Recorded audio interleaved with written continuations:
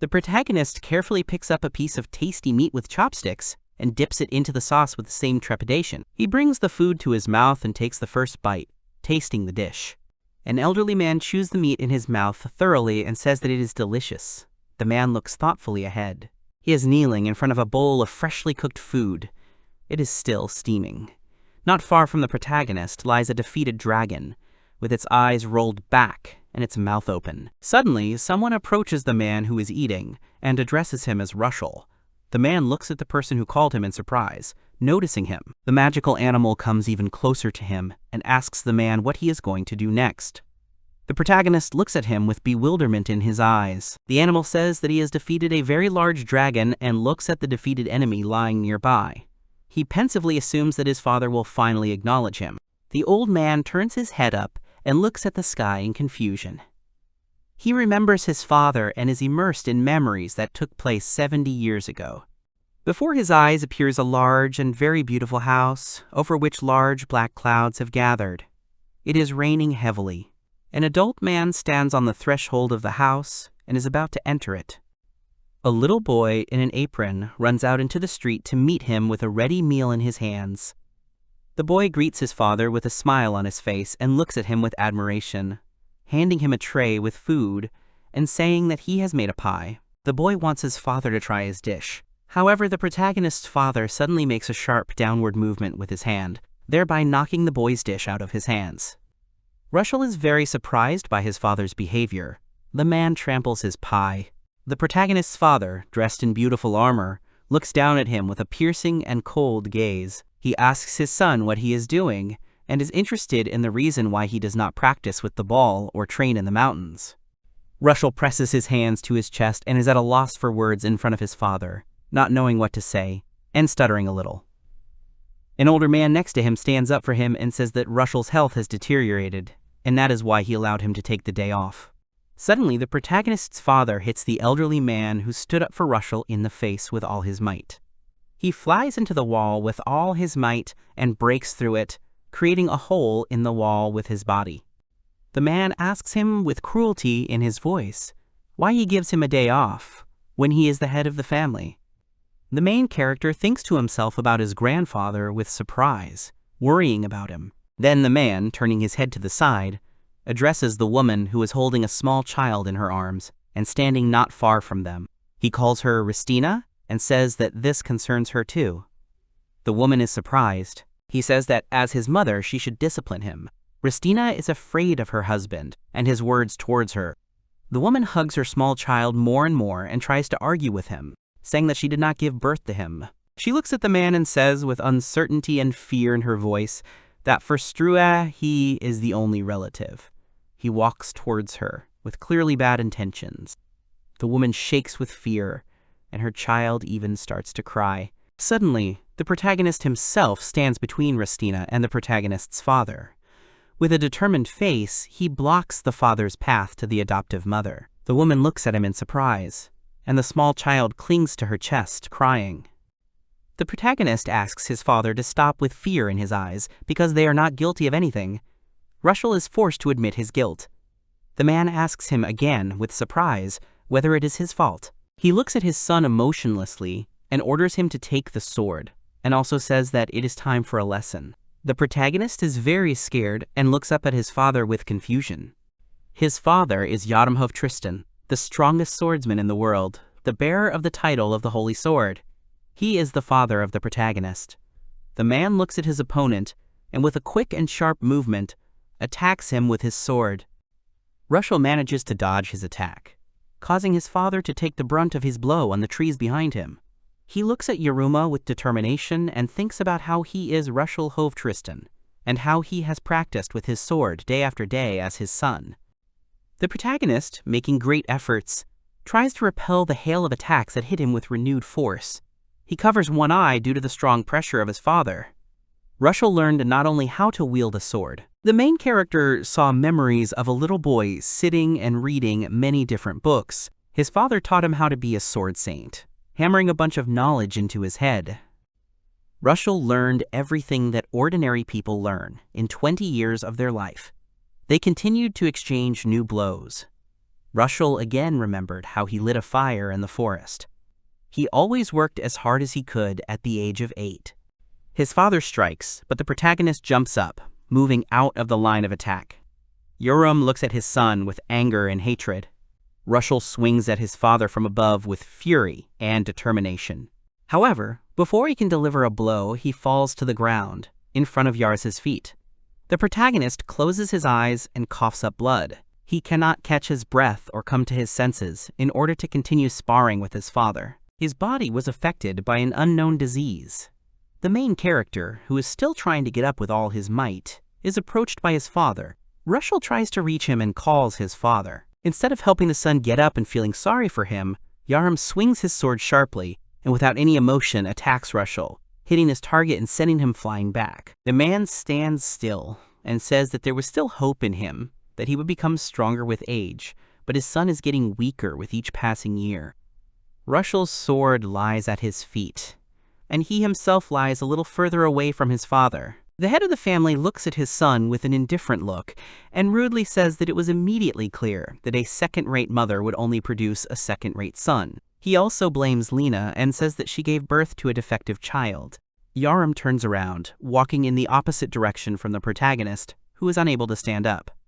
He tells the boy in the same cold-blooded voice that he is no longer his son.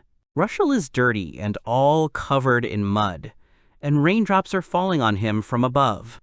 He looks at the sky with indifference and thinks about his mother and how she died almost immediately after his birth. He imagines her image and the care and tenderness with which she holds him little in her arms and his head. Rushel silently asks her for forgiveness for the fact that he is weak, even though she gave him life. With his last remaining strength, out of anger at himself, the protagonist squeezes the earth and dirt under his gloves with his right hand. He, thinking that his body is too weak, apologizes to her once again. After some time, very slowly, Rushel regains consciousness in a room on a soft and warm bed. He is perplexed and looks thoughtfully at the ceiling in front of him. Suddenly, the woman sitting next to him, with a slight smile on her face, looks at him and is happy that he woke up. The wife of the protagonist's father says that the healing magic helped. Rushel looks at her in surprise. The boy looks at her and, with a little hesitation, calls the woman Mama Ristina, and with surprise in his voice, asks her if she took care of him. The main character thanks her. The woman guesses that he must be in a very difficult situation, because no one can withstand his attacks. The main character rises and, agreeing with her, also notes that he has had an attack. The woman, with a sly and evil smile on her face, agrees with him and again makes the assumption that he must be in a lot of pain, and then calls it the dragon's curse. Ristina places her left hand on her chest and with a superior and arrogant look in her eyes, explains to the boy that the dragon's curse is the name of the curse she placed on him and Lena. With all the suddenness, the woman puts her hands on the protagonist's shoulders and presses him hard to the pillow.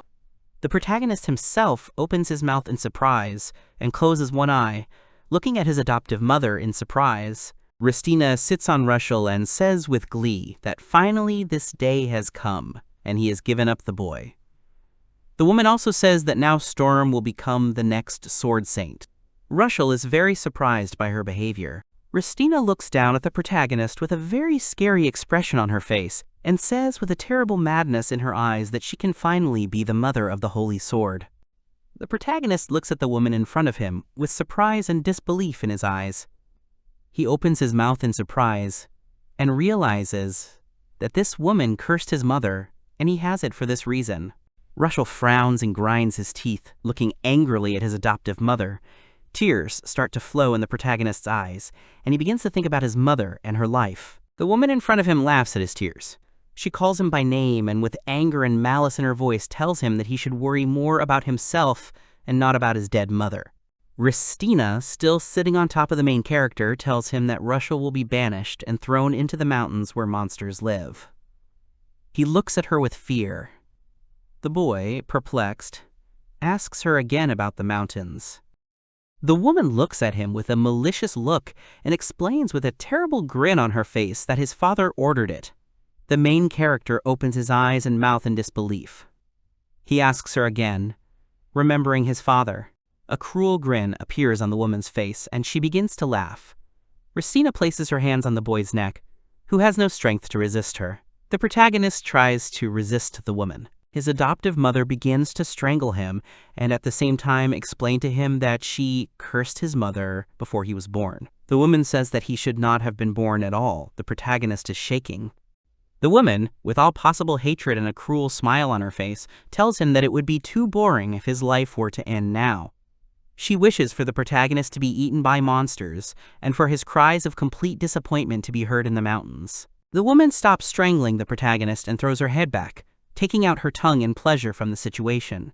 She laughs terribly, not looking at the boy, and he looks at her with panic and surprise. The protagonist looks up at his adoptive laughing mother and thinks that there is nothing human in her cruel laughter. The boy compares her to a disgusting demon in human form. The protagonist looks at her with fear and realizes that with each bag she holds, his vision is increasingly clouded by magic. His consciousness gradually leaves him, and eventually he closes his eyes. The protagonist suddenly regains consciousness. He slowly opens his eyes and looks forward. Rushel rises, leaning on both his hands, and looks at the trees that surround him on all sides. The protagonist looks at the beautiful landscape around him, with disbelief in his eyes and silently. He is surprised to realize that he has woken up. Rushel, who had been lying on the grass, decides to get up and stand on his feet. He raises his head in disbelief, looking at the sky, and notices birds flying in the sky above him. The protagonist opens his mouth in surprise, watching their flight. The boy understands that he is in an unknown forest. Rushel walks through the forest, where many different bushes and trees grow. The main character looks around and leans on the trees. He explores the forest with surprise. The boy finds a butterfly and uses the index and middle fingers of his right hand to clamp its wings, preventing it from flying away. After a while, the protagonist moves on, releasing the butterflies to freedom. Rushel explores the forest and, looking around at the different trees, makes a guess to himself that this is a teleportation spell that sent him to some forest. The boy also thinks that he needs to set up camp before nightfall. He walks through the forest for a short time and comes to a clearing where there are no trees. He decides that this is a suitable place for a camp, but he needs something else. The boy is trying to find something in the grass and bushes near the campsite. He opens his mouth in surprise, holding a pine cone in his hand, and looks at it with admiration in his eyes, happy that he came across a Bachlan pine cone. The main character thinks to himself that the resin inside these cones ignites very well. If you beat them against each other, you can create a spark. The boy diligently knocks the cones and, having thrown in a few small branches, blows on the fire to light it. Little Rushel is sitting near the fire, with his legs tucked under him. To his left is a stack of brushwood for starting the fire. The protagonist thinks that his father really did abandon him. He is saddened by the fact that he will no longer be able to return home. Rushel looks at the flame and frowns slightly. Tears of resentment well up in his eyes, but he quickly wipes them away with a sharp movement of his right hand, not letting them roll down his cheeks. The boy stands up with determination and, throwing his head back, looks at the sky. He stops himself and thinks that now he should think about how to survive in the mountains. Suddenly, he feels something. The boy is surprised and only manages to put his right hand to his mouth, but the blood seeps through even it, rolling down his hand in a trickle. The boy falls to the ground in unbearable pain. He wonders why the attack happened right now and coughs up blood, trying to cover it with his left hand. He breathes heavily and rakes dirt with his right hand. The protagonist says through pain that he is in great pain. Tears start to appear in his eyes. Rushel feels his whole body burning, and the boy thinks to himself that the pain and fever are stronger than usual. Rushel thinks he's going to die. His stomach rumbles greedily, and he puts his hand to it, spreading his fingers. Blood flows from his mouth, trickling down his chin. The boy squints his eyes as hard as he can and lies down in the fetal position, covering his stomach with his arms and legs. He thinks that this hunger is unbearable, and he needs to eat at least something. The main character laughs ironically at himself with the last of his remaining strength and reaches forward with a weak smile, thinking that even in such a situation he wants to eat. The protagonist is still reaching forward, crawling on the dirty ground and putting his right hand forward. There is something liquid in front of him, like water. He feels it with his hands. He doesn't understand what it is and wonders, but in a semi-conscious state he notices something that he felt, soft and cool. Rushel tears off part of the product and thinks that he doesn't care anymore. He holds an unfamiliar object in his hand and moves it closer to his mouth, and his mouth opens, then takes the first bite, and his eyes open in surprise. He blushes a little. The protagonist looks at what he just ate with eyes full of admiration and thinks that it is very sweet. His mouth waters with appetite and his face turns red. Rushel quickly begins to absorb the tasty delicacy. He thinks that there is also a slight bitter aftertaste, but it is pleasant to eat. Enjoying the taste, the protagonist closes his eyes with a new bite. The boy thinks of the cool and refreshing taste and compares the new treat he just encountered to jelly. He puts the last piece in his mouth and swallows it with pleasure. Rushel falls on his back to the ground and breathes out with relief. The protagonist, smiling, spreads his arms and legs in different directions and closes his eyes with pleasure. He thinks that it was very tasty. Suddenly he realizes something and opens his eyes in surprise. The boy quickly assumes a sitting position and looks at his hands, bewilderedly saying that the attack has stopped. Suddenly he turns his head to the right and moves his gaze from his hands to his new treat that saved him from the attack. The boy wonders in bewilderment what he ate. A slime appears before Rushel's eyes. He notices it and looks down at the little monster. The boy is very surprised and exclaims in surprise. He calls it madness and cannot believe that he ate slime. The main character looks menacingly at the slime and is silent, and then with a sharp movement of his hand, he pinches off a new piece of it, and also quickly takes a bite, swallowing it. He again breaks into a satisfied smile, and squints his eyes, thinking that it is very sweet. The boy thinks that this is very strange. He puts his right hand to his chin, remembering that no book indicated that slime was edible, and no monsters in principle. In front of him lies a bitten slime. He takes a stick lying nearby, and with a sharp movement hits the slime, hitting the core thanks to which the monster exists in principle. It starts to crack from the hard contact with the stick. Suddenly, the slime lying on the grass begins to slowly disintegrate and disappear. When it completely disappears, the ball inside it jumps, bouncing off the surface. The protagonist looks at it in surprise, and then takes it in his hands, squeezing it between the thumb and index finger of his right hand. Rushel looks at it in bewilderment and says that it really has disappeared. He remembers that the monster consists of a magical core, which is its heart. In the boy's head, a picture of slime appears.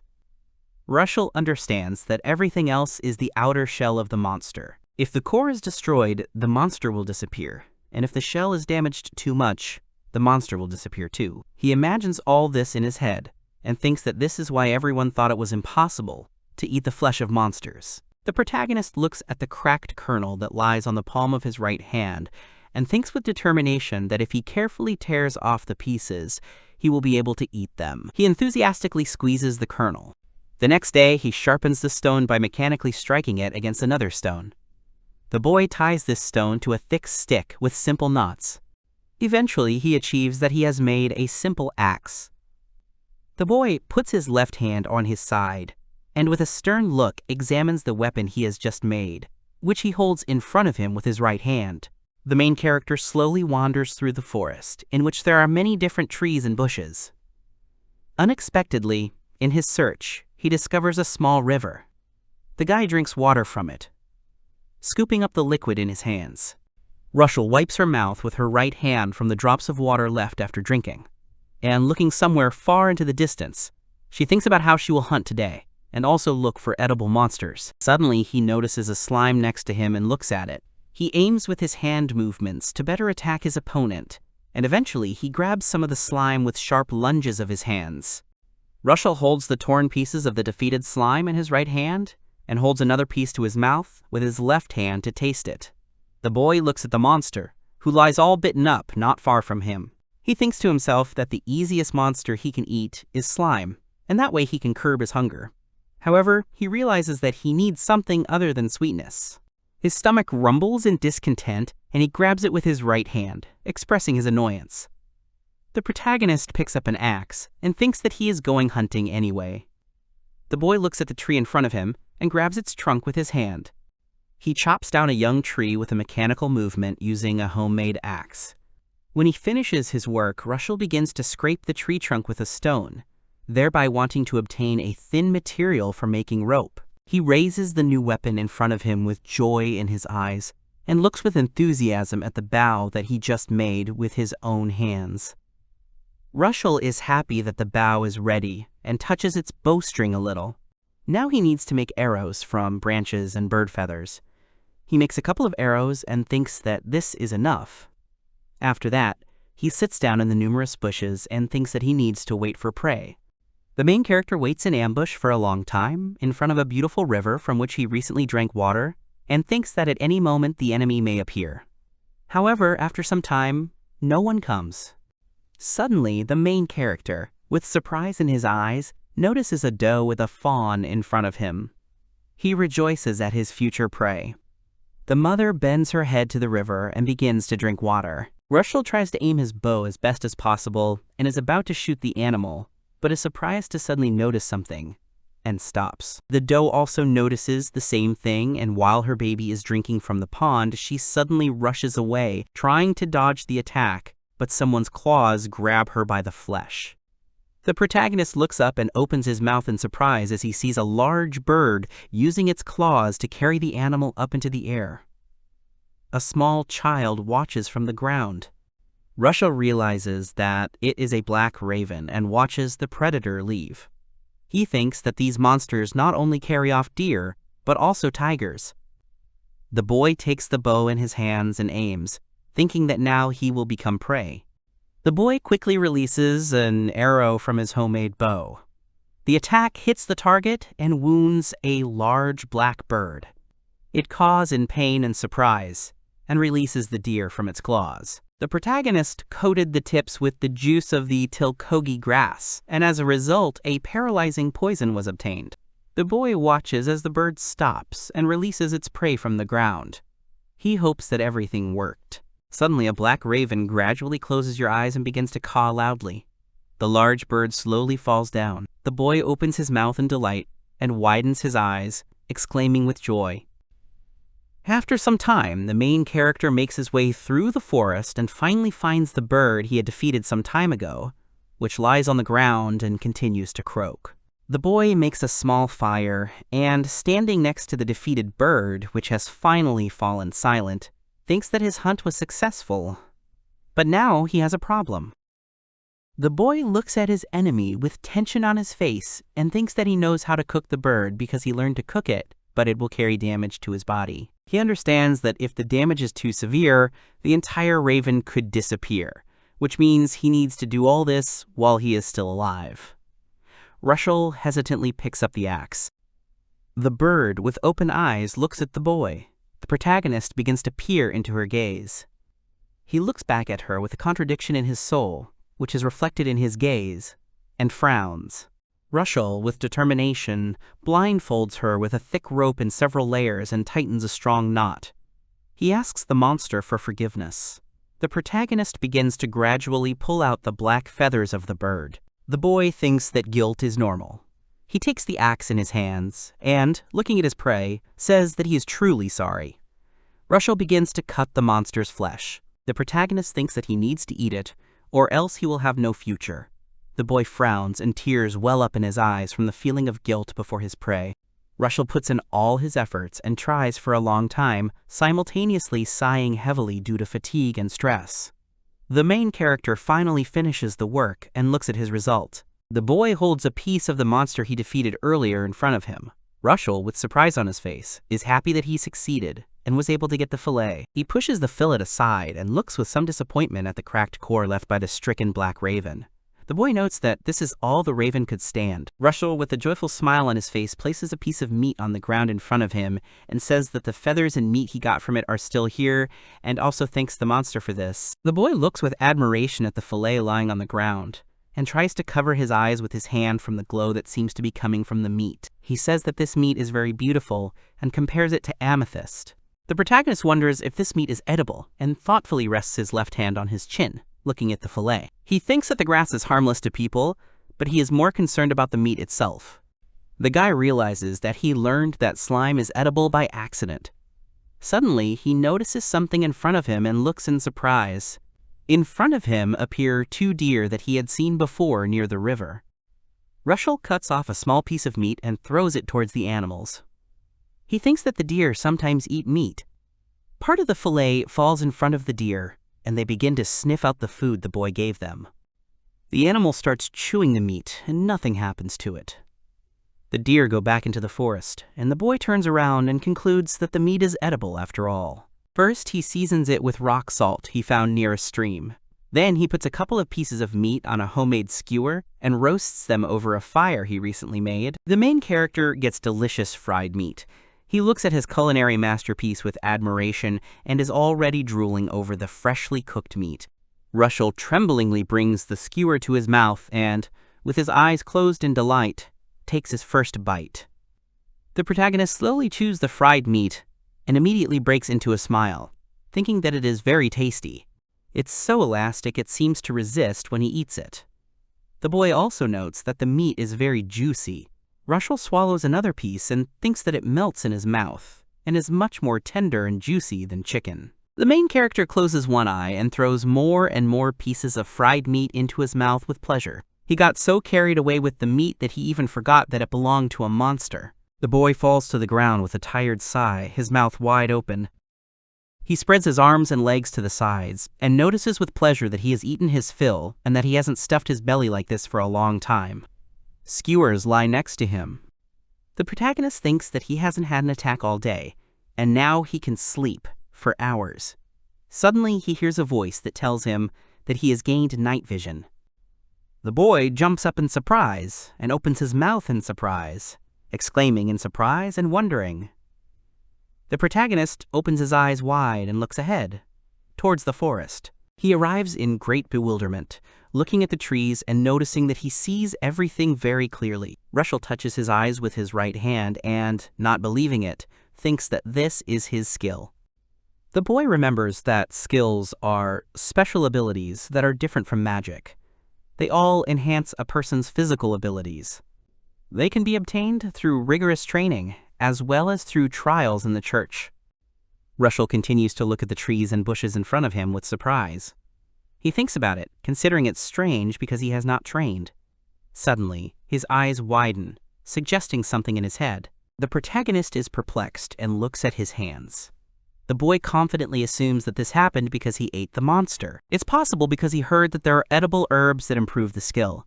He assumes that the same thing works with monsters. The boy understands that a strong body means that he can survive here. He clenches his fist tightly and thinks that with a healthy body, maybe his father will be able to accept him. Rushel lifts his head up and tells him that he needs to move forward. Thus began his exploration of monsters and survival in the mountains. A beautiful forest and mountains around it. A hole is visible in one of the trees. The main character uses a stone to draw a couple of stripes and then crosses them out on the wood. It's been a year since he came here. Rushel still holds that very stone in his hands and yawns deeply, covering his mouth with his left hand. He's managed to survive so far. He lives in a forgotten hollow of a wood-boring bat. The boy spreads a carpet under his feet. It is a safe place where they go monsters and wild animals, because the smell of the bat still remains. The main character looks away and thinks that over the course of this year, he has gotten used to life here, was able to make a bunch of different tools for survival, and for now he is alive and not complaining. The attacks stop when Rushel eats the slime and suggests that maybe one day he will be able to lift the curse forever. The protagonist looks around the room and looks at the pile of food. He places the plate on the table in front of him. Today, for breakfast, he has the remains of fried fish and quail eggs, as well as wild vegetables that grow near the water. Rushel takes the fish that is impaled on a skewer in his right hand and brings it to his nose, inhaling the smell of fried fish that he will now eat. He is alive and well and has an abundance of good food. However, all this is starting to bore him. The boy eats his breakfast with disappointment on his face. No matter how tasty the food is, even it starts to bore you when you only eat fried food all the time. He pulls his legs up to himself and clasps his head in his hands, burying it in his knees. The boy thinks that if he had a pot, he would be able to cook a variety of dishes. He gives the example of a stew.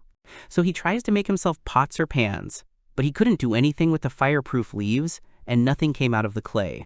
The protagonist recalls his previous unsuccessful attempts. Rushel thinks that he has one last option left, and sadly tilts his head to the side, crossing his arms. Suddenly, he hears a strange sound outside his home, and, wanting to know what it is, carefully looks out of the hollow. The boy looks down and turns his attention to the animal below. The protagonist watches the ant with surprise, which makes strange sounds. Rushel thinks to himself that this is an iron ant. The guild has given this monster an E rank. The boy is the size of a large dog, and his chitin is as strong as steel. He believes that this is a dangerous opponent that is difficult to deal cutting damage to. The main character continues to carefully look out of his house, looking down. He thinks that the monster is alone here, which means he is a scout, and if there is a scout here, then the ants want to move the anthill. The boy understands that if they move the anthill here, he will not be able to live here, and grabs a nearby weapon. He pulls out a stick with a sharpened end in front of him and apologizes to the monster, saying that he needs to get rid of it. The protagonist steps forward and, holding his homemade weapon above his head, jumps out of his house, smiling as he says that he has been looking for this ant for a long time. The boy lands on his feet near the monster, who notices him. Rushel yells at the iron ant to look at him and hits a nearby tree with a stick. The monster looks at him angrily. The ant is rapidly approaching him. The boy starts to run away, realizing that the ant is about to attack him. He shouts that the monster is too slow, but it continues to pursue him. The main character has been running up and down the mountain for a year now. He has become faster and stronger, and has also collected all the useful magical herbs. Thanks to them, he increases his running speed. The boy turns around, looking at the monster behind him and remembering the plant he ate earlier. He thinks about how bitter the grass was. Suddenly, his foot trips. He loses his balance and falls to the ground, screaming loudly in surprise. The monster behind him continues to run towards him. A moment later, it jumps on him, preparing to attack. Rushel first looks at the enemy with fear in his eyes, and then decisively exclaims and jumps to the side, leaving the line of attack of the monster. The protagonist lands on one of the tree branches and grabs the rope. He pulls the rope down, saying that now is the time, and jumps to the ground, still holding the rope. The ant falls right into the boy's trap and ends up in a homemade bag. The main character calmly lands on his feet and, looking at his defeated enemy, is glad that he was caught. The iron ant tries to get out and continues to make strange sounds. The boy approaches the trap and says that this is the web of a forest spider, a D-rank monster, and that it won't bite through it so easily. Memories of this monster pop up in his head. The ant is still trying to get out of the trap. The main character also shows his spear, and says that it is made of the horn of a homogeneous beaver, and can even pierce steel. Now he remembers this monster. He smears chilkogi grass on the end of his homemade spear so that it can paralyze him, and with a quick lunge delivers a stabbing blow to the unarmed enemy, exhaling lightly. He lowers his weapon and, looking at the enemy, waits for the herb to take effect. After a while, the iron ant stops making sounds, and Rushel reaches into the bag, saying that everything worked well. To gather what he needs, he wants to use a knife made from the teeth of a toothy mouse. The boy closes his eyes and apologizes, saying that it will be over quickly.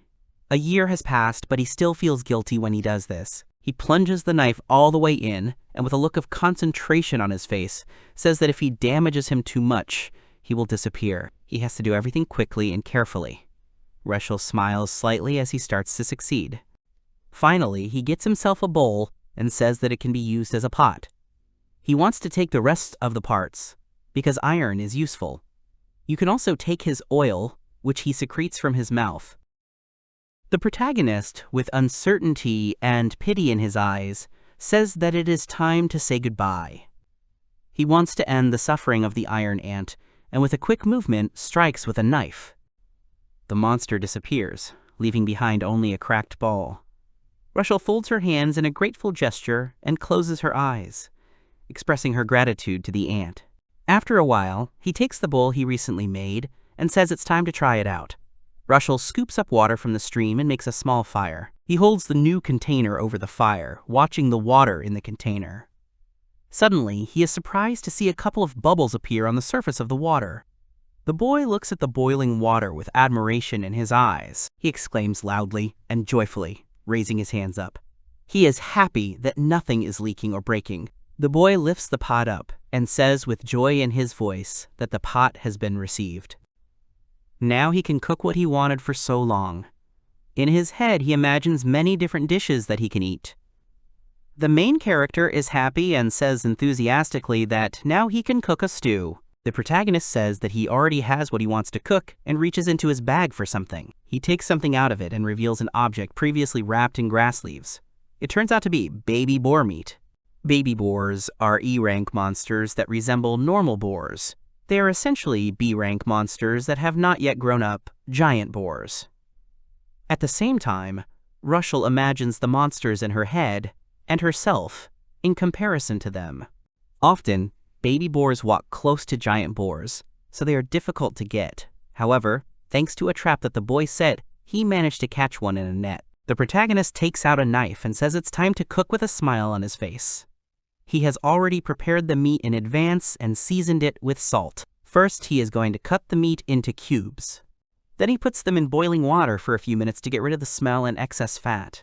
After a while, he drains the used water and pours in new water. He adds slime gel and odor-eliminating seasonings, tossing them on top of the cooking stew and covering it with a homemade lid until it's fully cooked. After a while, the main character, holding the lid with a glove, lifts it and looks at the dish with eyes wide open in admiration. His meat is ready. Rushel looks at the piece of meat and notices that it looks very tasty and is literally sparkling. He carefully puts one spoon into his mouth and chews the food carefully. After a while, he closes his eyes in delight because the food is so delicious. He can't even describe how great this meat is. The mucus gave it a sweet taste, and the delicious meat juice just fills his mouth. He continues to eat the delicious meat and says that he has fried this meat before, but the smell was disgusting. Here there is no smell and the taste is great. After a while, the bowl is completely empty. Rushel leans back, resting on his arm, and thanks for the food, noting that he is full. He looks forward with admiration and says that today was a busy day and the food was delicious. He also notes that he collected a lot of materials from the ant, and there are a lot of herbs that he only read about in books. He likes collecting food and materials from monsters. He thinks that life in the mountains is not so bad. Rushel stretches with pleasure and thinks to himself that it is time for him to go home. The boy walks through the forest towards his home, carrying provisions on his back, with the help of a bag. However, when he returned home, he realized that he had relaxed too much. The protagonist is amazed and looks ahead with surprise in his eyes. He sees the destroyed tree that served as his home. He runs up to his former home in confusion. They say that this is his home. Rushel climbs up and checks all the food supplies. The boy notices that all the food has been stolen. The protagonist wonders who did this and realizes that the little monster would never have gotten in here. Suddenly, he hears a terrible roar and freezes in shock. The boy climbs a tree trying to get up. In a year of living here, he has noticed something else. There is a king in this forest. Rushel looks out from behind the leaves with caution and looks at a large monster eating something. The protagonist understands that this is a troll, the apex predator of this forest. The boy understands that he has crossed paths with him for the first time, and that it is no longer safe here. As long as he is here, he will not be safe anywhere. The boy frowned and realized that he needed to train and become stronger. In the following time, he trained hard, ate as much as possible, and practiced jumping on stones. 10 years later, a small animal runs away in fear from a predator that is much larger than it. A troll is chasing him. The little animal turns around and notices that the monster is preparing to attack. At the last second, the animal is saved by a young man. He holds it by the scruff of the neck and says that it was close. The young man puts it in a bag and asks it to sit in his bag for now. The young man takes the sword out of its sheath and says that he has been training for 10 years for this. He turns to the troll, the king of this forest, and stands up. He says with determination on his face that today is the day he will take his throne. The protagonist, with determination and belligerence on his face, rushes towards the troll, who is also ready to attack. They cross their weapons and glare at each other. Due to the monster's great strength, the protagonist is thrown back, but thanks to his skills, he lands successfully, sliding his feet along the ground. Rushel frowns, looking at the monster. He is amazed by the troll's strength and acknowledges his status as the king of the forest. The monster looks at him, and the protagonist then decides to use magic. He moves his left hand back a little and concentrates. Rushel releases a firebolt from her hand, which rushes at full speed towards the troll. The troll, trying to shield himself from the attack, blocks it with his left hand, but is distracted by her. Rushel takes advantage of the fact that the monster has lost attention, and with the help of a sword, he delivers a quick, cutting blow to his side, but you immediately notice that it is not deep. The young man thinks that it doesn't matter, and casts a fire shot in his right hand again, attacking his opponent again, and why does he repeat the same attack again and again in the same way? After a while, the entire area around them is burning with bright flames, and both the monster and the guy are still standing on their feet opposite each other. The main character notices that it is quite hot here. Suddenly the monster starts concentrating and the guy notices his strange behavior. Suddenly the troll opens his mouth and shows a big long tongue. The main character immediately reacts to this. Trolls have poorly developed sweat glands, so they are sensitive to heat. They stick out their tongues to regulate their body temperature.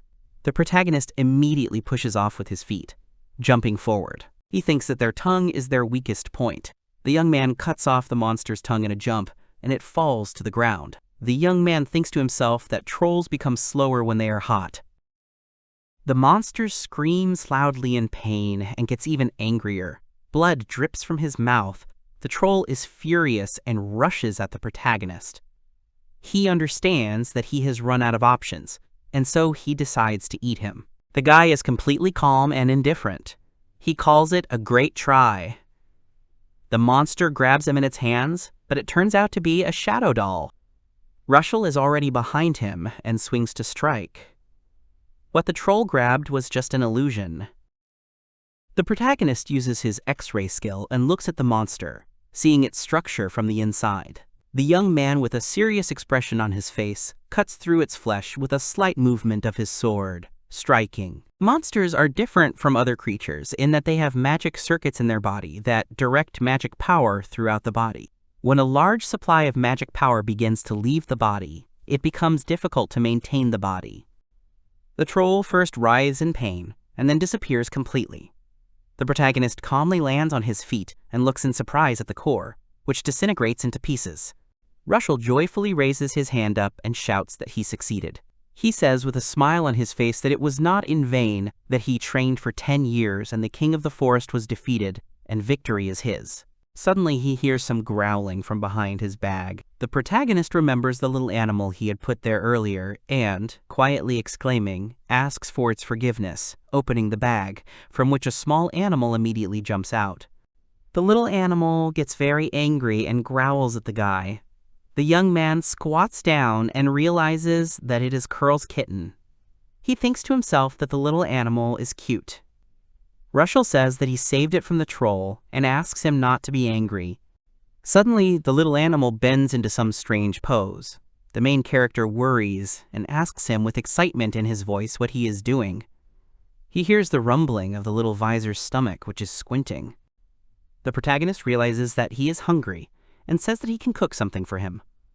The young man turns around and notices the troll's tongue, which he cut off some time ago. The young man picks him up off the ground and tells him that he looks disgusting, but it was thanks to this kind of food that he got a whole bunch of different skills. Memories of how many times he cooked the food flash through his mind. After some time, the main character manages to cook a real steak. He brings it to his mouth and is about to try a thick piece of this tongue steak. Taking his first bite, Rushel exclaims in admiration about how delicious it is, saying that the tender steak melts in your mouth and the meat is cooked to perfection, making the flavor rich. He holds a couple of pieces up to the animal and asks if it will eat. He carefully tastes the meat, licking it a little. His eyes open with enthusiasm, and he quickly begins to absorb the food. The guy laughs kindly and asks him if he likes it. Suddenly, the protagonist turns around, noticing something behind him. Not far from him, the little animal is still eating meat. He looks at the monsters approaching them with surprise in his eyes, putting the food aside. Among the animals, he notices wolves and even boars. In the middle of the clearing sit the main character and his new animal, and there is also a fire that is almost out. Various monsters surround them from all sides, clearly wanting to attack. The protagonist, in a warlike mood, takes the sword in his hands and says that this will be a very active training session right after eating, but immediately notes that he has no choice. Suddenly he gains the skill of a battle cry. Rushel, with a smile on his face, says that he gained a new skill when he ate the troll's tongue and is going to test it now. The monsters are still surrounding them. Suddenly, the little animal behind the protagonist decides to take part and quickly inhales the air, and then screams loudly with a very scary face, thereby scaring the monsters around them. The boy, with genuine fear and horror on his face, realizes that this is a battle cry, looking at his new friend, and wonders with surprise if he can use it too. Many different monsters are stunned by the beast's actions and cannot move.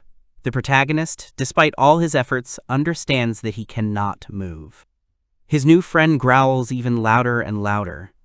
The animal quickly rushes forward, wanting to attack their enemies who attacked them. Rushel opens his mouth in surprise, watching the actions of the animal. The small animal tears and throws monsters, killing them with quick movements using its claws. The battle cry stuns opponents for a while and increases its physical abilities. After a while, the little animal stands on its paws, looking at the pile of monsters defeated by its paws.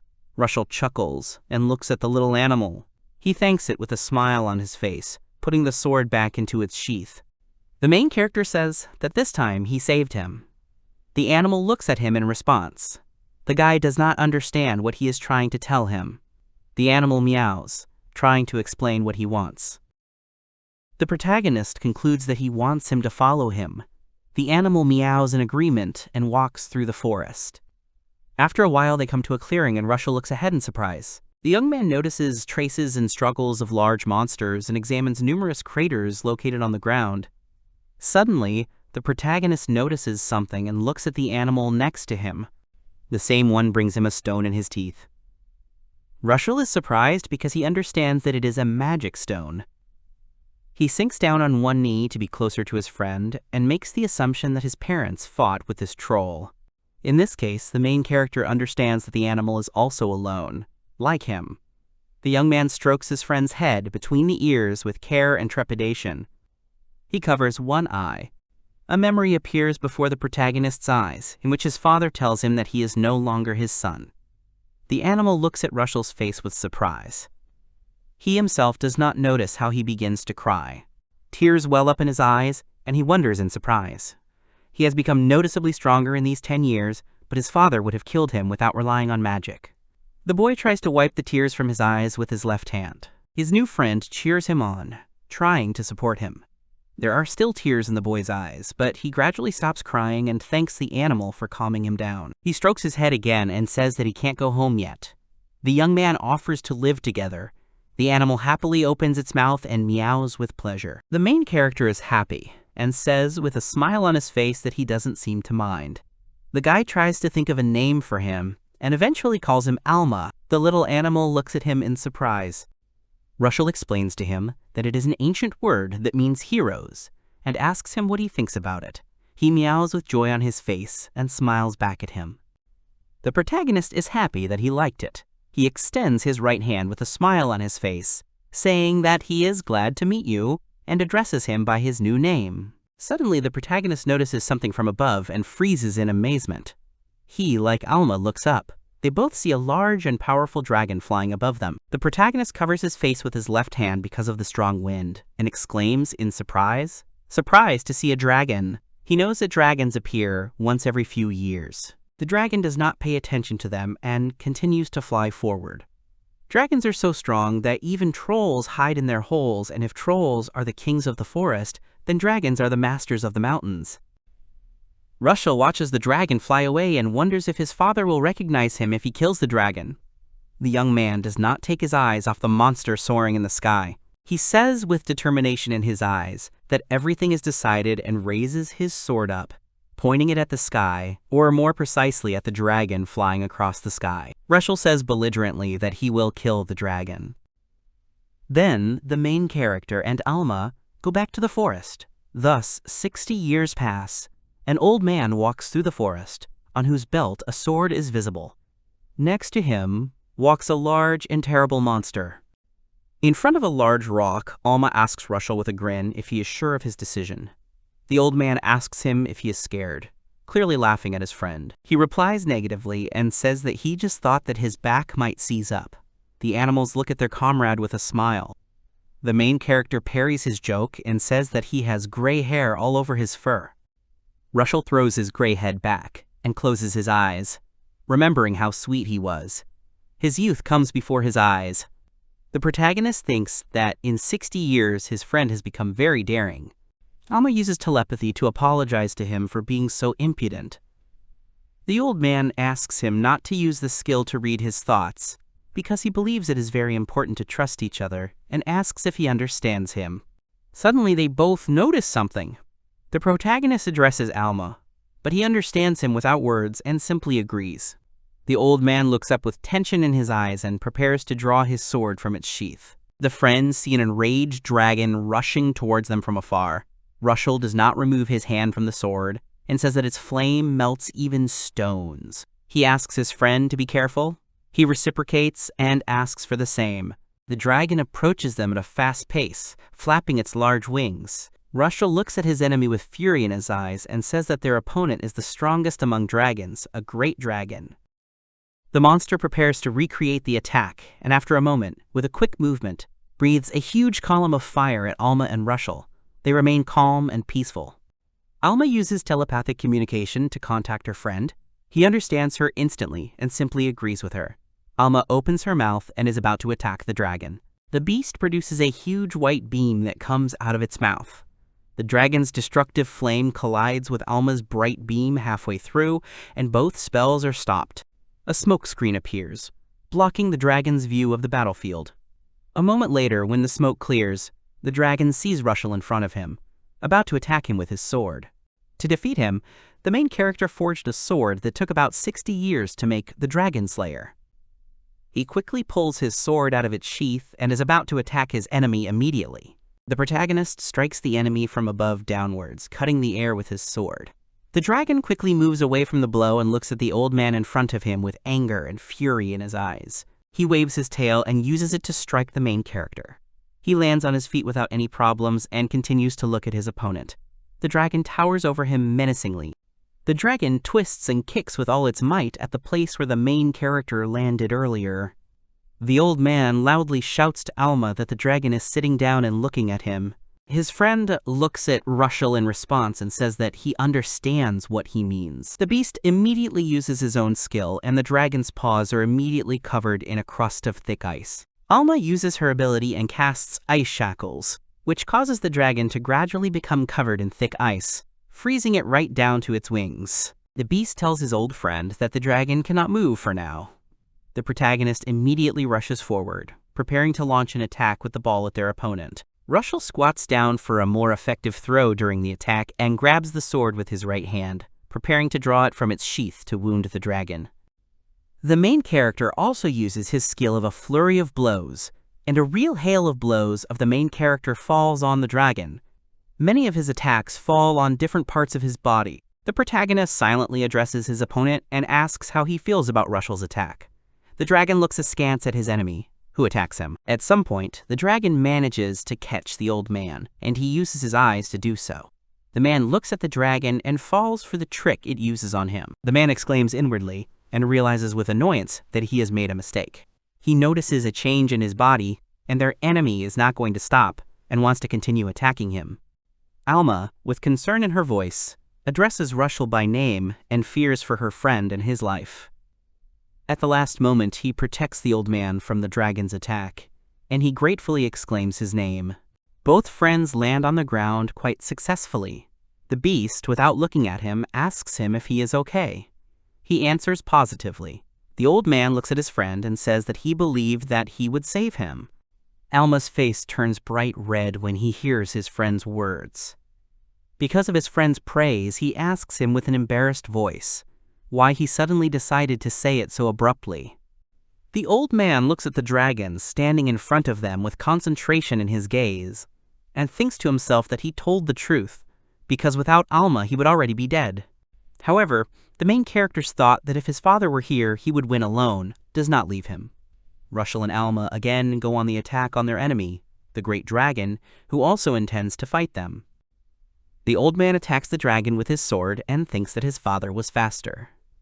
He dodges the attack of the great dragon and thinks that his father was more agile. The thought of his father does not want to leave the protagonist. He constantly thinks about him. Memories from the distant past flash through his mind, in which the protagonist's father looks at him with a terrifying gaze and addresses him, calling him inferior. Suddenly, the old man puts his sword forward and notices that the dragon is about to perform another attack.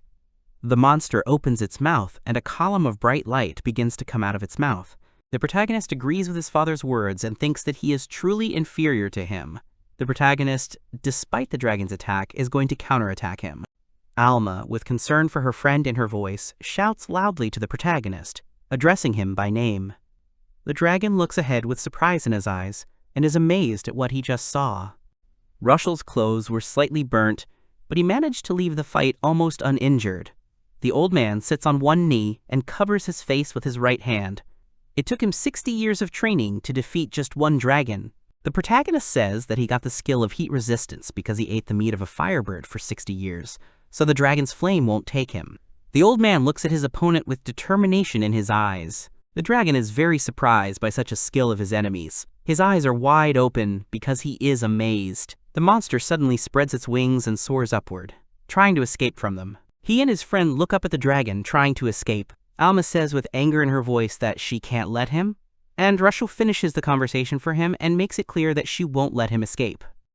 The man soars upward using his flying skill. He thinks he is still far from his father, but he has been training hard for 60 years. The old man quickly gains altitude to catch up with his opponent faster.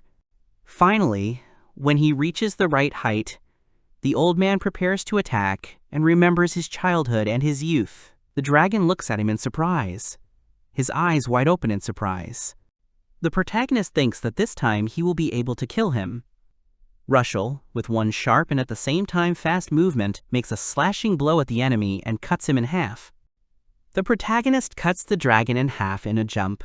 It freezes for a second, unable to comprehend what happened a moment ago. The monster coughs up blood and falls to the ground, landing behind Rushel, who lands successfully on his feet. Alma runs up to him with a cheerful expression and happily says that they did it. The protagonist does not show any emotion and only dryly agrees with his friend's statement. He says that they have killed a great dragon, and looks at the body of the monster, lying belly up on the ground. The beast stands next to him and also looks at the defeated enemy. The protagonist believes that before it disappears, the meat needs to be cut off. He wants to cut it up right now, and is already getting all the materials he needs for this. Alma agrees with her friend. An elderly man approaches the fallen dragon and touches its scales with his left hand. Rushel turns to the great dragon and, closing his eyes, folds his hands in front of the dragon's body in a pleading gesture. The protagonist sincerely thanks him for his meat, and then proceeds to process his meat. He cuts up pieces of flesh, uses his sword to clean the meat from scales, and cuts up pieces of meat. After a while, the protagonist exhales with relief and wipes the sweat from his forehead with his right hand. He has finished his part of the work and looks at the finished result. The man says it looks delicious as he looks at the large amount of raw meat left behind by the dragon. Alma happily raises her upper paws and says his mouth is already watering. Finally, he offers to take it home and finally start cooking. His friend agrees with him. Alma asks the old man how he will cook it. The beast immediately presents a couple of examples in the form of a steak or a hamburger. He is also not at all against eating meat completely raw. The man says that he has been eating steaks for 80 years and they make him sick. He would like something new. Alma, who is carrying all the bags of meat they collected after defeating the dragon on his back, jokes a little about his friend and says that he grumbles like an old man. The old man tells him not to worry. Rushel will do everything in the best possible way, and most importantly, he must put the meat somewhere while he prepares everything. After some time, they come to a place that they were able to inhabit and sees a large tree in front of them. This old tree became their home. There was a cavity inside, he expanded it and got a comfortable house. The main character goes inside his home and thoughtfully scratches his beard. More than 70 years have passed since he was thrown into these mountains. During this time, he conducted a lot of different studies, doing everything by trial and error. He and Alma began growing grain crops and vegetables. This allowed them to make alcohol by fermentation, oriental spices, and sauces. The main character received an education only up to 8 years, but thanks to the skill of wisdom which he received by eating the monster simurgh, he learned to make various tools and seasonings, sugar, salt, herbs, and more. However, the old man continues to talk about how it took him 40 years to put it all together in his head. He is ready to start cooking. Alma eagerly asks how soon the food will be ready. He asks him not to hurry and begins to process the meat of the great dragon, deftly wielding a knife. The protagonist notes to himself that the flesh is moist and tender, and the meat seems to shine. He thinks that the meat at the base of the wings is well developed and can be tough, and Alma likes that. He continues to cut the meat, and this time I think that he likes the soft meat at the tail better. He fits the pieces thinly.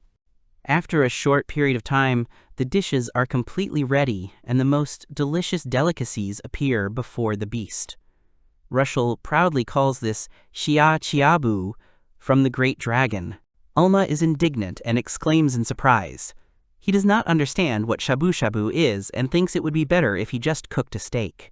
The protagonist encourages him to try it first and then complain. The protagonist takes a slice of meat with chopsticks and carefully dips it, then takes it out and puts it in his mouth. Rushel is overwhelmed by the magical taste and raises his left hand up, clenching his fist. A slight blush appears on the protagonist's face. The old man closes his eyes and hits his knees with pleasure from the food, saying that it is very tasty. He also speaks with pleasure about the soft meat, which the more you chew, the more vividly its flavor reveals, and mentions the sauce, which is also very important, and without it the dish is not the same. He then proceeds to list all the sauces: vinegar, mirin, and soy sauce, citrus juice. Thanks to them, you can get ponzu, which is ideal for shabu shabu. The old man holds out a cup with an excellent sauce. The main character continues to gobble up the deliciously cooked meat and asks his friend if he will eat. Alma is perplexed and looks at the old man with caution. He skeptically agrees to try the meat prepared by his friend. The beast first dips a piece of meat and then swallows it. His eyes immediately widen in surprise. Alma says with admiration in her eyes that it is delicious. The old man smiles at him and reminds his friend that he told him about it. He says that the meat just melts in your mouth, and his friend agrees with him. After a while, Rushel and Alma are lying on the ground with their bellies up. Empty plates are scattered around them. The protagonist exhales heavily and says that he has eaten too much. The beast notices that it was very tasty. Suddenly, Alma turns to her friend. He looks at him questioningly. The beast asks him what he will do now and reminds him that he wanted to get his father's approval. He says that Rushel has defeated the great dragon, and now he recognizes him. The main character is silent and looks into nowhere. The old man thinks to himself that he has become stronger, it is true, and now he can easily leave here, but people do not have such a long life, and his father is most likely no longer there. Alma turns away a little and says that if Rushel leaves here, he will be left alone. Tears well up in the beast's eyes, but the protagonist approaches him and puts his hand on his head, stroking him. Rushel kneels down in front of him and asks him not to worry, as he will always live here. Alma is surprised by his words and out of disbelief even asks if it is true. The protagonist calms him down and asks if he is lonely without him. He smiles indulgently and says that Alma has become more mature, but in his soul he is still the same kitten. Suddenly, Rushel notices something strange. The protagonist and Alma begin to be enveloped by a strange kind of energy. Rushel feels something unusual and strange in her body and opens her eyes in surprise, not understanding what is happening. Alma turns to him and says that something is wrong. His whole body is burning. The protagonist also feels a burning sensation all over his body. He wonders to himself what is happening and makes the assumption that this is the curse of the great dragon. Some changes happen to their bodies. The protagonist reaches out to Alma with difficulty and asks him to hold on. He opens his eyes in surprise, looking at his old friend. Instead of a big beast, he sees in front of him that old little beast he met once. The protagonist asks if he has problems with his eyesight in his old age, and says that Alma is very small. His friend asks him what he is carrying, and asks him to look at himself. The protagonist is surprised to notice changes in his body. He looks at his hand and is amazed that it is very small for an adult. The main character has turned from an old man into a little boy, in whose form he once came to this forest. Rushel is very surprised that he has become younger. Alma assumes that this is the effect of the meat of the great dragon. The boy agrees with him, but also suggests that it could be something else. He turns to his friend and asks him to use his assessment. He agrees and uses his assessment skill, looking at Rushel. The boy looks at him impatiently and asks what he sees and if anything has changed. Alma sees a sign that says that Rushel's status is now immortal. The little animal looks at this with surprise. The main character is named Rushel Hove Tristan. When he was 5 years old, he was banished to the mountains filled with monsters. He survived in the mountains for 60 years and ate monsters to gain various skills. With Alma, he was able to defeat the great dragon and ate its meat. Rushel has many memories that happened to him in the past, flashing through his mind. Images flash before his eyes of his father banishing him to the mountains, him trying to survive alone in the forest. After some time he meets Alma and eventually defeats the dragon. The main character and Alma have grown younger and gained immortality, and 300 years have passed since those events. In one deserted clearing there is a beautiful and thick tree, in which you can see windows and a door. Inside the treehouse, Alma turns to Rushel and casually asks if there will be crisp grass, bread, and wild bear meat again today. The little animal whines and says that he is already fed up. Rushel asks his friend not to complain, because in 300 years they have already eaten everything they could and the dish is gone. The boy exhales and looks at Alma. They live well together, and they are immortal. Sometimes Rushel and Alma quarrel, but mostly they live in perfect harmony. The protagonist tells him that they have already tried everything. Alma asks her friend if he really doesn't regret not leaving, because there is probably a lot in the outside world. The boy eats his sandwich food calmly. He stops, closes his eyes, and with a sweet smile on his face says that everything is fine and that he likes it here. Rushel remembers that he needs to pick zen fruits. They will eat them with yogurt. He remembers that his friend likes these fruits. The boy says that he will come quickly. Alma thinks about her friend. The protagonist walks along a small forest path and thinks about the outside world to himself. He thinks that he would be lying if he said that he did not regret anything. However, he has lived here for 300 years. Rushel turns his head upward, throwing it back, and looks at the sky with bewilderment and confusion. He wonders if he can find a place for himself in the outside world. Suddenly, the protagonist notices something next to him. He recognizes this feeling and wants to know what it is. The boy hides behind one of the trees, peeking out a little. Rushel opens his eyes in surprise, looking ahead. He sees people in one of the many clearings and is very much surprised by this, his mouth open. 3 people are sitting next to a girl who is lying down, who is clearly wounded. The protagonist wonders where the people are from, especially 4 of them, and does not understand why they are here because it is not so easy for people to get here. However, after a short period of time, he calms himself down and says that it does not matter. One of the guys addresses the girl lying down as Mildy and asks her to hold on. He turns to the other girl with a frightened expression and asks if there are any healing potions left. She regretfully replies negatively. The protagonist watches all this and realizes that she is injured. He wonders what to do. He does not have to interfere with this, because they may be hostile. The thought flashes through his mind to leave, because they will be eaten by monsters anyway. Rushel clenches his right fist with all his might, finally making a decision. He can't leave them like that. The protagonist emerges from the bushes, hesitantly trying to find words, stuttering. All the people in the clearing are very surprised by his presence here. The man who spoke before is amazed that there is a child in this forest. Another girl asks where the child could be from. The protagonist, with even more uncertainty and confusion in his voice, asks them if they are wounded. The people in front of him are perplexed by him and his words. The young man wonders what he said. The girl quietly whispers that it is something like an old-fashioned manner of speech. The protagonist is at first surprised by her words, and then remembers that 300 years have passed. He thinks that if he pulls himself together, they will understand him. The boy reaches into his bag and quickly takes out a small round ball, handing it to the strangers. Rushel says that it is medicine and they can take it. The girl asks again about the medicine and asks what it is. The protagonist understands something that they do not trust him logically. He assumes that if he says that it is made of mucus, they are unlikely to take it. The protagonist eats another similar thing, putting it in his mouth, and says that there is nothing dangerous about it. The others want to resist, but the young man interrupts them. The guy says that mildew won't last long, and they have no choice. They are forced to take the medicine. The girl next to him turns to him in surprise as a leader. The young man hands the girl some medicine lying on the cloth and tells her to eat it.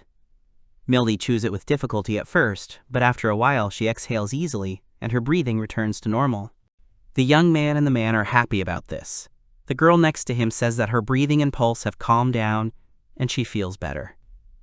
The main character shows them the way in a certain direction and says that his house is in that direction and the monsters cannot get close to it. The boy also mentions that you can rest there. After some time, a group of strangers end up visiting the boy and Alma in the treehouse. The boy puts Mildy, who is still unconscious, on the bed. The young man looks around his house and is surprised that there is such a place in the mountains. Alma uses her telepathy skill to contact her friend and asks him to explain it. He apologizes to him and offers to explain everything later. The girl next to her wounded friend, with concern and confusion on her face, says that if she restores her magical power, she will be able to use healing magic. The main character hands the girl a round ball and says that if she has run out of magical power, she should eat this. The young girl exclaims in surprise, looking at him. She finally accepts the gift from Rushel after thinking for a bit, and first takes the stone in her hands and then puts it in her mouth. She frowns a little because she doesn't know what to expect. Suddenly, her eyes widen in surprise. The girl covers her mouth with her right hand. The young man next to her addresses her as Raquel with concern and fear in his eyes. Suddenly, the girl jumps up, and admiration is visible in her eyes. She says that it is delicious. The rest of their teammates are very surprised by her behavior. The girl thinks that the delicate sweetness and slight sourness like fruit juice is wonderful. She also compares it to the cakes that aristocrats eat. Suddenly, the girl notices her strange behavior and becomes a little embarrassed. The young man says that everything is clear with taste and hurries to clarify about the magical power. She apologizes to them, still embarrassed. The girl uses some spell and says that all the magic power has been restored. The guy says that it is impossible because even a potion does not restore all the magic power. His teammate says that it is true. The protagonist is a little embarrassed. He thinks that this candy is made of slime, and it is better to keep quiet about it. Little Alma watches all this from behind his friend. The girl says that she will heal her now and use Ariel's healing. She orders to heal the injured child with her breath. Light emanates from her, which gradually falls on the girl, who is unconscious. The healer sighs in relief and says that Mildy will be fine now, will rest and open her eyes. The young man is happy about this and says that he understood her. He turns towards Rushel and thanks him. He leans over and shakes the protagonist's hand, introducing himself as Floody. The boy also says his name. Floody says that they are grateful to him. The boy is a little embarrassed and says that he is not worth thanking. Suddenly, the young man stops and says that it's all too suspicious. His healing candies and peaceful life in the mountains where monsters are everywhere. The guy looks at him with all seriousness in his eyes and says that he does not want to poke his nose into the affairs of their savior, but is forced to ask the question of who he is. Alma uses telepathy to ask the protagonist what he will do and doubts that they will believe him if he tells them the truth. The boy looks at his guests hesitantly and begins his story. He says that his father was very strict and he was very weak, so he was banished. Luckily, he has knowledge of cooking and medicine, and so he was able to survive here. Using telepathy, the protagonist tells his friend that he did not lie, but when they find out what the monster ate, they will still be shocked. Alma, who is standing behind him, agrees with him. Floody frowns and says it's a nightmare. He addresses the guy by name and asks how long he's been in this hell. Rushel hesitates at first, almost accidentally telling the truth, and then says he's been there for 3 years. The man looks at him silently. The protagonist frowns because he thinks that they didn't believe him and thinks that it's bad. The knight reaches out to him and then warmly embraces the boy. Tears roll down the young man's face and he says that it was very hard for the boy.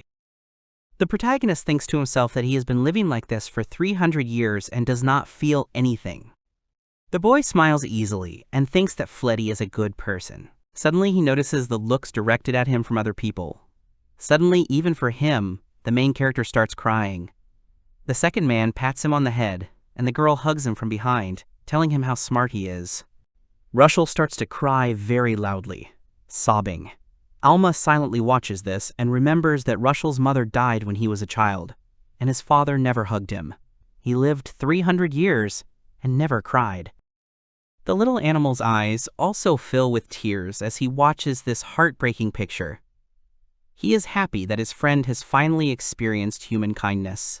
After some time, the main character finally calms down and, continuing to wipe away tears, apologizes to them. The boy changes the subject and asks what they forgot in these mountains. At first the friends are silent, but then Fletty says that first they should introduce themselves. The boy says that he is Fletty Heimrud. The man calls himself Garner Bard, and the healer introduces himself as Raquel Vig. The unconscious girl is named Mildy Wallum. The guy explains to him that they serve in the knightly order of Duke Rivia. They came here to return the stolen relics of the Rivia family. The protagonist asks him again about the family relics with surprise. The young man answers his question positively and says that a relic was stolen that must be returned. He admits that they were unable to protect it, and in order to return it, they attacked their lair. Memories from the battle in the enemy's lair flash through his head. Alma understands that they failed and had to flee. The protagonist also agrees with him through telepathy. He says that looking at them he sees that they are far from weak, but it seems that the leader of the bandits is also experienced. Fletty looks at her unconscious friend and says that as soon as Mildy gets better, they plan to attack a second time. The protagonist approaches them and is about to offer his help. However, the young man says that he is glad that he wants to help, but it is their problem and he cannot drag him into it. The boy agrees in this case and offers them at least to drink herbs that will relieve fatigue. He offers them to drink this and rest. The boy sincerely thanks him. After a while, both girls are asleep on the bed, and the boys are dozing, leaning against a tree. The boy mentally apologizes to them for giving them a drink made from the scales of a monster moth. They will be able to sleep and have a good rest, and tomorrow morning they will already be in perfect condition. Alma turns to her friend. He responds in kind. The protagonist asks him to look after them. The little animal asks him where he is going. Rushel stutters a little, but imagines in his head how they hug him, and says that he also wants to help them a little. Alma, with a smile on her face, says that she understands and asks him to be careful.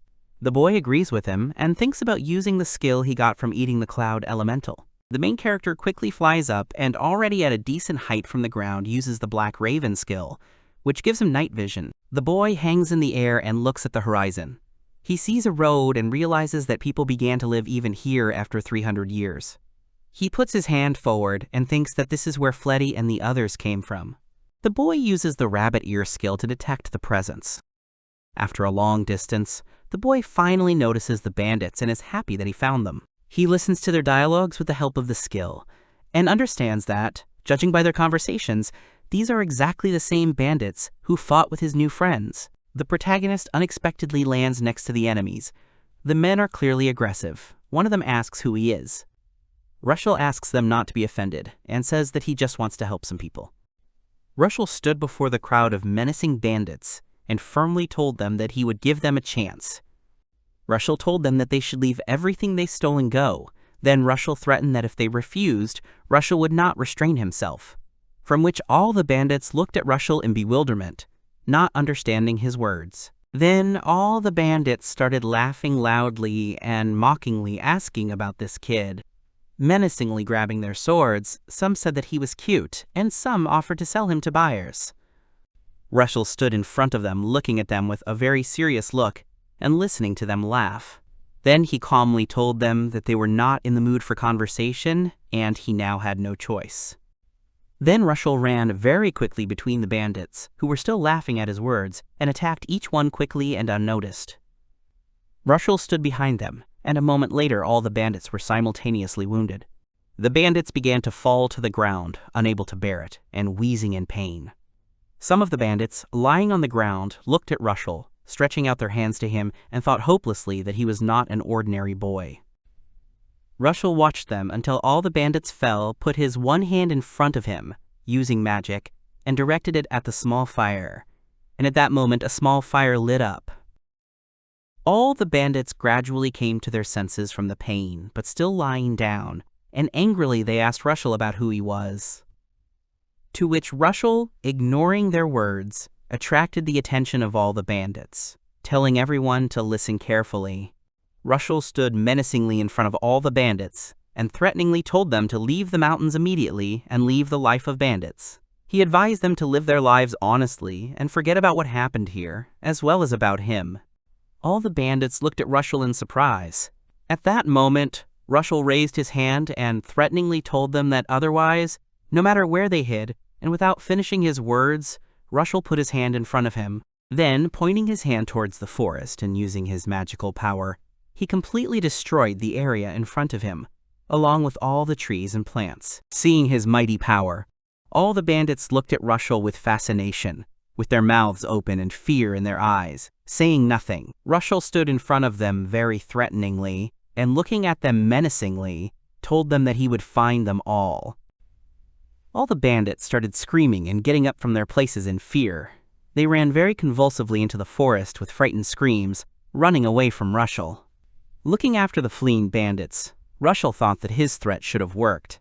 Then, looking around, Rushel thought with relief that he had figured it out, and now he needed to find their base.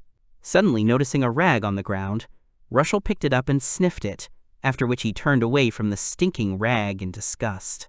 Wiping his eyes and smelling the scent around him, he told himself that he would definitely be able to find them with this scent. He then used his power of movement and moved to the other end of the forest, thinking about what he needed to go there. At this time, 2 guards were sitting in front of the large cave on either side, holding their long spears and guarding the entrance. One of them was plump in build and was drinking water, while the other was thinner. The 2 guards sat there doing nothing and just stared ahead.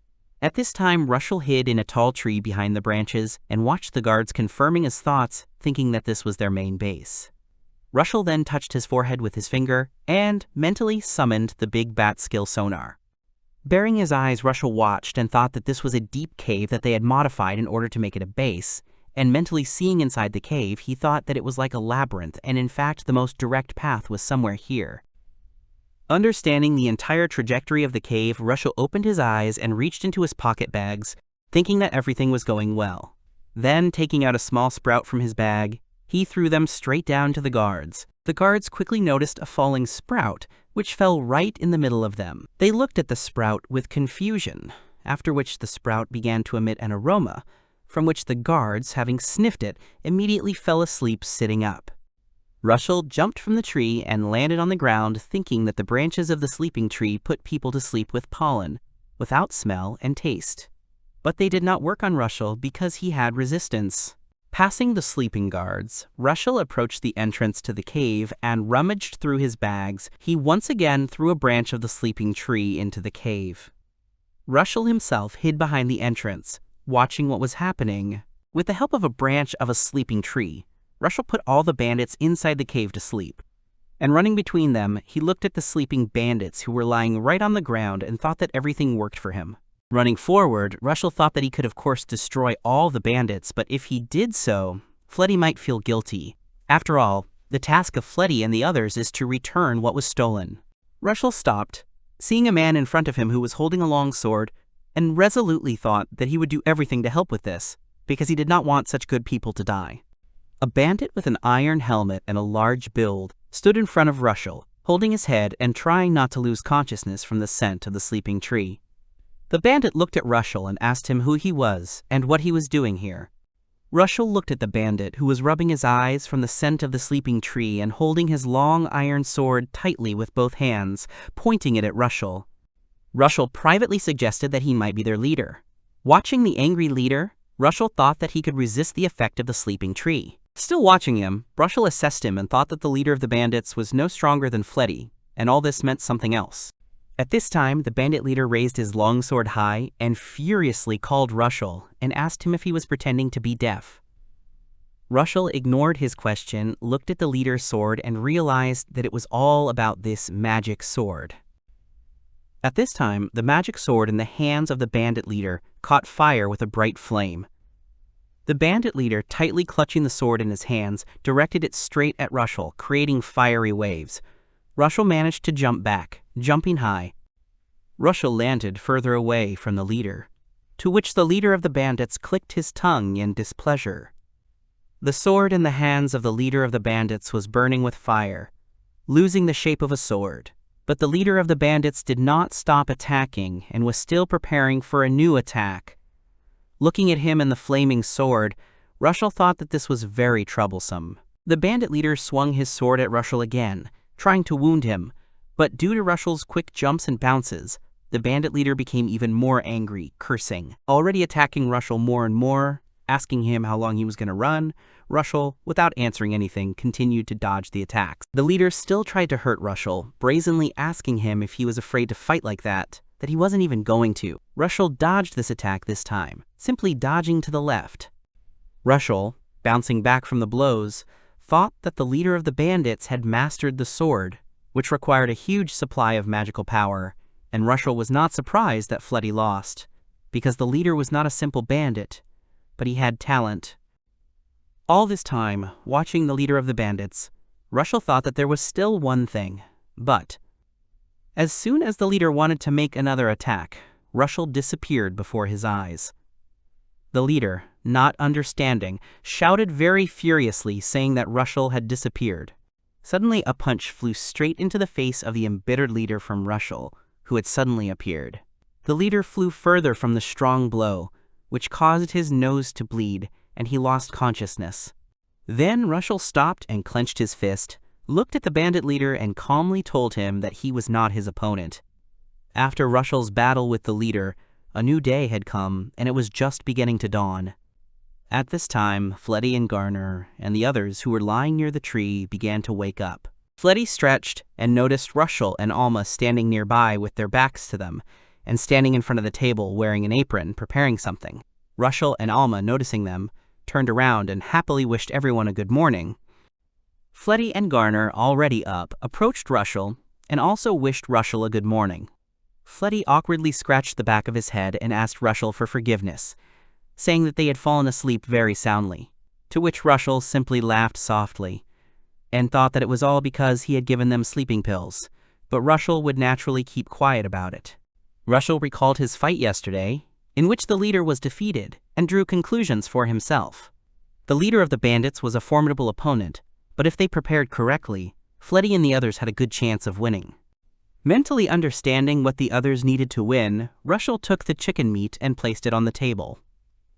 Watching Rushel's actions, Fletty asked him what it was, to which Rushel smiled at Fletty and replied that he had decided to prepare breakfast, setting to work and using everything that was on the table. Fletty awkwardly asked Rushel for forgiveness, saying that now, because of them, Rushel would have to cook breakfast. To which Rushel calmly replied that it was nothing to worry about, and asked him not to apologize. Sitting next to the table and watching the actions, Alma mentally asked Rushel if he was worried, to which Rushel, taking a knife in his hands and looking, mentally excitedly answered Alma that he had not cooked for anyone other than them for a long time. With a knife in his hands, Rushel began to cut the chicken meat into pieces. Looking at the chicken meat, Fletty asked Rushel about this meat, to which Rushel replied that it was the meat of local birds. While preparing his breakfast, Rushel spoke the instructions out loud to the others, demonstrating the preparation. Rushel explained that the meat is first cut and seasoned with salt, and then poured with alcohol. Leaving the meat alone, Rushel said that the meat should lie for a while. Then Rushel took several eggs and broke them directly into a deep bowl. Then, taking a fork, Rushel began to beat the eggs with it. After that, he added flour and homemade grated cheese to the bowl with the eggs. Watching Rushel, Fletty told him that he was so good at it and curiously asked him if he had prepared all these ingredients himself, to which Rushel smiled, confirming and added that he had enough time. Fletty, looking at Rushel with admiration, told him that he was amazing, and now Fletty understood how Rushel was able to survive in these mountains, because without such skills, it would have been impossible. Suddenly, at that moment, Mildy ran straight towards them, calling her leader and wishing him good morning. Rushel and Fletty turned towards the sound to look at her. Then Mildy came running and immediately rushed to Rushel, joyfully and tightly hugging him and wishing him good morning as well, which made Rushel very surprised and blushed, embarrassed by such an action. Fletty called Mildy by name with a smile and asked her if she had recovered, to which Mildy, releasing Rushel from his embrace, happily answered him that she felt fine. Mildy then turned to Rushel, stroking his hair and holding his shoulders tightly, happily thanking him for his medicine. To which Rushel awkwardly replied that it was not worth it, and mentally admired, thinking that Mildy was a beast man. Mildy happily stood in front of Rushel and pointed to herself, introducing herself by saying that her name was Mildy Vallum, and she thanked Rushel again for his help. Mildy noticed Rushel looking at her fox ears, and pointing to her own ears, asked Rushel if he liked them. Rushel began to stutter, not knowing what to say. Then Mildy, with a wide smile, told him that she was a yellow fox and they could hide their ears and tail. Then Mildy turned back and showed Rushel her long, fluffy tail, saying that she could show it to her savior.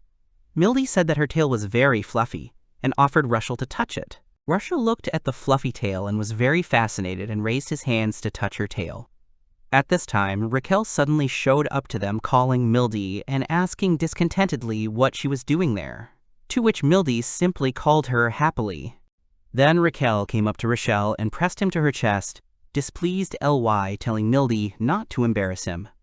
To which Rushel became embarrassed by such an action of Raquel and involuntarily pressed himself to her. But Mildy grabbed Rushel back, also pressing him to her chest and answering Raquel that he was not against it. This made Rushel even more awkward and embarrassed, since he was now pressed against Mildy's chest. The two girls did not calm down, arguing more and more about one of them not bothering Rushel, to which the other replied that he did not mind. Both girls pressed Rushel from both sides, which made Rushel stand even more embarrassed between them. Then Fletty calmed the girls down, sighing tiredly and saying that they had both already tortured Rushel. From which the girls, looking at the blushing Rushel between them, immediately began to ask him for forgiveness, to which Rushel awkwardly replied that everything was fine. After that, Raquel asked Rushel what he was doing, to which Rushel, remembering his business, answered that he was preparing breakfast. Rushel took the infused chicken meat, checking it and happily said that the meat was just infused. Rushel took the marinated meat and dipped it in beaten eggs. Then he put them in a plate with breadcrumbs and sprinkled it on each side of the meat. After that, he put the meat in a frying pan with heated oil and fried it on both sides. After that, Rushel took the freshly baked bread and cut it in half. Then he put crispy lettuce leaves inside the bread and put the already cooked meat on top, covering it with half of the bread on the other side. After which he put the finished dish on a plate and happily informed everyone that everything was ready and pointing to the dish, said that it was a chicken fillet sandwich. Everyone else, along with Rushel, looked at the sandwich with admiration and surprise at the new dish, which made some even drool at the sight of the sandwich. Then suddenly, Mildy took the sandwich and happily stepped aside telling everyone that she was the first, while Raquel was displeased with her antics calling her name. Then Mildy took the first bite of the sandwich and was delighted with the taste of this chicken sandwich, telling everyone that it was very tasty. Happily wagging her tail, Mildy turned to Rushel, noting out loud the crispy bun, juicy meat, and juicy lettuce leaf, and admiringly said that it was impossible to resist, and thanked Rushel for such delicious food. Rushel called Mildy in displeasure, reproaching her for being rude again. Mildy asked her to stop grumbling and open her mouth, and then stuffed a sandwich into her mouth. Raquel involuntarily bit off a piece of the sandwich and tasted it immediately, admiring the taste of the sandwich, thinking that it was very tasty. Then Mildy happily told Raquel that that was what she was talking about, to which Raquel became embarrassed, adjusting her glasses and awkwardly said that the sandwich was indeed delicious. Raquel, having studied the taste of the sandwich, commented on the slightly spicy and reddish meat and asked Rushel what kind of bird it was. Rushel happily replied that it was a species endemic to the local area, and he felt awkward about its name. At this time, Mildy happily told everyone that it didn't matter as long as it tasted good. Then, offering sandwiches to Fletty and Garner, she told them to try it, to which Fletty felt awkward eating Rushel's food without asking. Rushel immediately reproached her for her bad manners, and Rushel smiled, saying that everything was fine and told them to eat as much as they wanted. Looking at the guys, Rushel awkwardly and mentally asked for their forgiveness, because the thing is that this is the meat of the firebird monster bird, and when they eat it, their resistance to fire will increase. Then Rushel looked at the happy children who were eating each of their portions while talking to each other. Then Alma came up to him and mentally told Rushel that he looked happy, to which Rushel agreed with him, saying that this was the first time he had fed anyone here besides him. Rushel mentally told Alma that he was glad that they liked everything. At that moment, Mildy called him to come to them. Then Alma mentally told Rushel to come to them, to which Rushel looked at Alma in surprise. After Mildy took a plate with a sandwich, approached Rushel, grabbed his hands, and happily told him that he himself had prepared breakfast, and invited him to eat with them. Mildy gave the plate with the sandwich to Rushel, after which Rushel took the sandwich in his hands and looked at it and thought that he had eaten something like this 1,000 times, and he had long since gotten tired of it. But there was still something new. After taking a bite of the sandwich, chewing it, and finally swallowing it, Rushel immediately beamed with happiness, already taking another bite of the sandwich. Mildy, Raquel, Flatty, and Garner looked at him with happy faces. Then Raquel called Rushel, asking him if the sandwich was tasty. To which Rushel, with tears in his eyes and a happy smile, responded with consent, continuing to eat his sandwich. Everyone else looked at Rushel with satisfaction, and Raquel almost cried from this reaction. Among them was also Alma. And Rushel himself, happily eating his sandwich with the others, thought that he didn't know that when you eat with a lot of people, the food becomes much tastier. Fletty, Mildy, Raquel, and Garner stood in front of Rushel with all their things gathered. They told Rushel that it was time for them to leave. Fletty, as the main leader of the team, thanked Rushel for everything he had done for them. Rushel was happy for them, saying that it wasn't worth it and advised them to be careful. But suddenly Mildy called him by name very loudly, causing Rushel to shudder a little, looking at her. Mildy ran to Rushel, hugging him, and with a little sadness said that she did not want to say goodbye to him, and turning to Fletty, she asked him if they could take Rushel with them. Rushel was embarrassed by her hugs. Fletty called Mildy seriously, telling her that they couldn't take Rushel with them, and reminded her of their mission. At that moment, Raquel grabbed Mildy by the collar, pulling her away from Rushel. Then Rushel thought a little sadly that Fletty and the others really couldn't take him with them since they were going to the bandits' lair, and they couldn't take the child with them. At this time, Raquel approached Rushel, smiling kindly at him and asking for the opportunity to thank him separately. Raquel hugged Rushel tenderly and thanked him, told him that he had helped them a lot, and then she wished him all the best. Rushel was touched by such gratitude. After hugging Raquel, Garner's hand fell on Rushel's shoulder. Garner squatted down in front of Rushel to be at his height and told him that the food was very good and invited him to eat together again. Rushel smiled cheerfully at Garner as well. Mildy and Raquel were shouting at Garner off to the side, saying that he was proposing to Rushel. Rushel smiled at this and sadly wondered when he had last had this much fun, and he didn't want to part like this.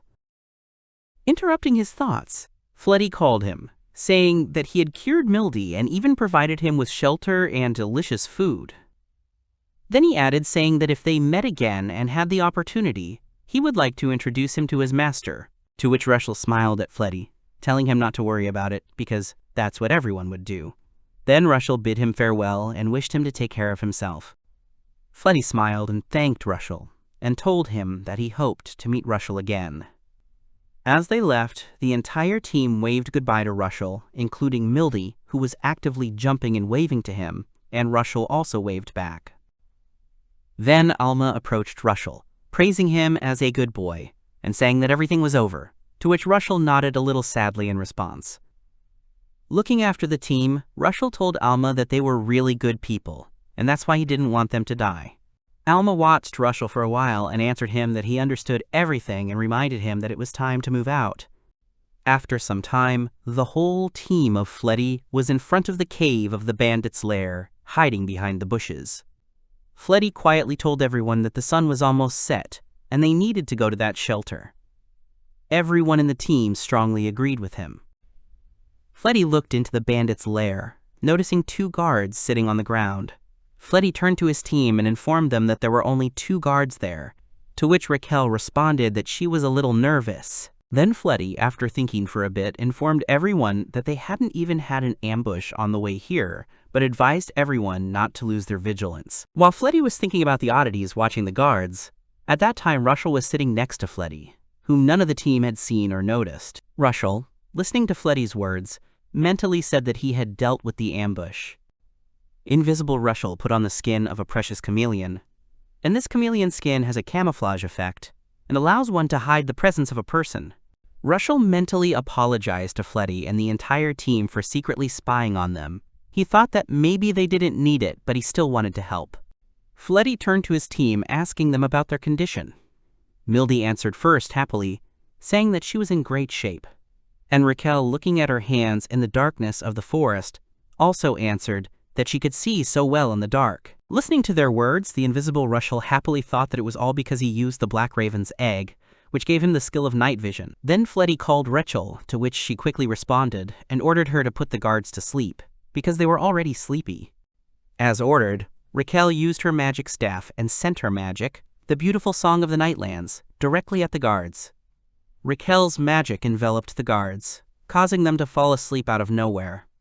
After putting the guards to sleep, Fletty and the entire team hurried to the entrance of the lair. Fletty praised Rachel and ordered everyone to go inside. Then Mildy joined in, decisively saying that this time they would return the relic. Watching what was happening, Rushel thought about his thoughts that his attack yesterday should alert the bandits, but everything seemed different. As they entered, the entire team stopped at the entrance, and Fletty told everyone that it was too quiet inside. Fletty looked around and asked in surprise that there was no one there, to which Raquel replied that there was a possibility that it was all a trap. At this time, Mildy suddenly called Fletty, pointing to one place. Fletty turned around and looked where Mildy pointed, and saw a group of bandits lying on their beds and sleeping peacefully in front of him. Fletty was very surprised to see them, asking if they were all really sleeping, to which Mildy discontentedly called the bandits lazy bones and said that it infuriated her that such people stole the relic. Then Mildy suggested to Fletty, saying that they could easily kill the bandits, to which Fletty seriously answered her that they were taught not to point blades at sleeping people. But Mildy suggested, saying that suddenly they would wake up. Watching what was happening, Rushel became inspired by one of his ideas, and using his windshot magic, directed it into the sleeping room. At this time, the top of the cave began to crack and collapse. Fletty, noticing the falling rocks from above, asked in surprise that it was a collapse. Nearby Mildy, noticing this, was also surprised and wary. But this collapse covered the entrance to the room of all the peacefully sleeping bandits. Awkwardly watching the pile of stones, Fletty said nothing, and Mildy awkwardly commented that the bandits were covered. Rushel, looking happily at the pile of stones, thought that if they blocked the entrance like this, the bandits would not interfere with them. At this point, the entire team prepared for battle. Raquel told everyone that this was bad, and was sure that the sound would definitely stir up all the bandits. Then, Fletty ordered everyone to prepare for battle. Rushel felt bad that he hadn't thought of this. The team pressed themselves against each other, drawing their swords, and for a few minutes, waiting for the bandits and preparing to attack, Fletty's team stood in silence. Then Raquel awkwardly told everyone that everything seemed to be okay. Raquel asked, confused, if they were sleeping too deeply if it hadn't woken anyone up. To which the invisible Rushel sighed with relief, thinking that even though they were fighting, he still had to be careful. Then Fletty thought about it, suggesting to everyone that they could fill up the other rooms as well, since the bandits weren't waking up. Then Fletty called Garner, who quickly responded to the order, readying his big fist. Garner began to hit the ceiling of the cave with his bare hands, causing collapses. Rushel, watching this, was very surprised that Garner began to hit the ceiling of the cave with his bare hands. After Garner's attack, several more rooms were filled with rocks, blocking the entrance. The entire team went further forward, and then Fletty praised Garner. Rushel was also surprised by Garner's strength. Walking quickly forward, Fletty turned around and told his team that they would no longer be squeezed from both sides, and ordered everyone to move on, to which everyone in the team agreed with him, following the order. Running after the team, Rushel was glad that everything was working out for them, but now the leader of the bandits was waiting for them ahead. Walking further, Fletty noticed someone in front and stopped in front of him, and the whole team stopped as well. In front of them sat the leader of the bandits, looking at them in surprise. Then, holding his longsword, the bandit leader turned to them irritably, asking them who they were. And the bandit leader was also displeased that his subordinates were not looking anywhere. Then Fleddy stopped his team by blocking them with his hand and asking them to move away, to which his team looked at him in surprise. Fleddy seriously told his team that he would fight the leader alone, to which the leader of the bandits, not understanding, stared at them and said that he did not recognize them at first, and asked them if they were the knights. The bandit leader stood in front of Fleddy and swung his sword, threatening to ask him if he should cut off their arms and legs so that they would not appear. Fleddy, watching him, said that the bandit leader was wounded and asked him if he could fight. At which the bandit leader got very angry, cursing and saying that it was all because of the little boy. Then the bandit leader went on the attack first, shouting furiously that he needed to let off steam on someone. Fleddy was ready, and also shouted at the leader to attack, calling him a magic swordsman. Then the leader of the bandits and Fleddy entered the battle. Fleddy and the bandit leader touched swords, attacking each other. The bandit leader attacked Fleddy with many powerful blows, but Fleddy did not lag behind, defending and attacking him. Mildy, Raquel, and Garner were rooting for their commander and shouting words of encouragement as they watched the battle. Also standing next to them was an invisible Rushel, worried about Fleddy. At this time, Fleddy attacked the leader's hand, which he held the sword with, causing the leader of the bandits to retreat back a few steps in defense. The bandit leader became even more angry and began to defend himself furiously, cursing and swearing against Fleddy's many attacks. Rushel watched their fight and thought that Fleddy was pushing the bandit leader back. The bandit leader was completely self-taught, while Fleddy was trained, so his technique was more precise. And the difference between a self-taught person and those who received good training was obvious. The leader of the bandits cursed, realizing that he was losing to Fleddy.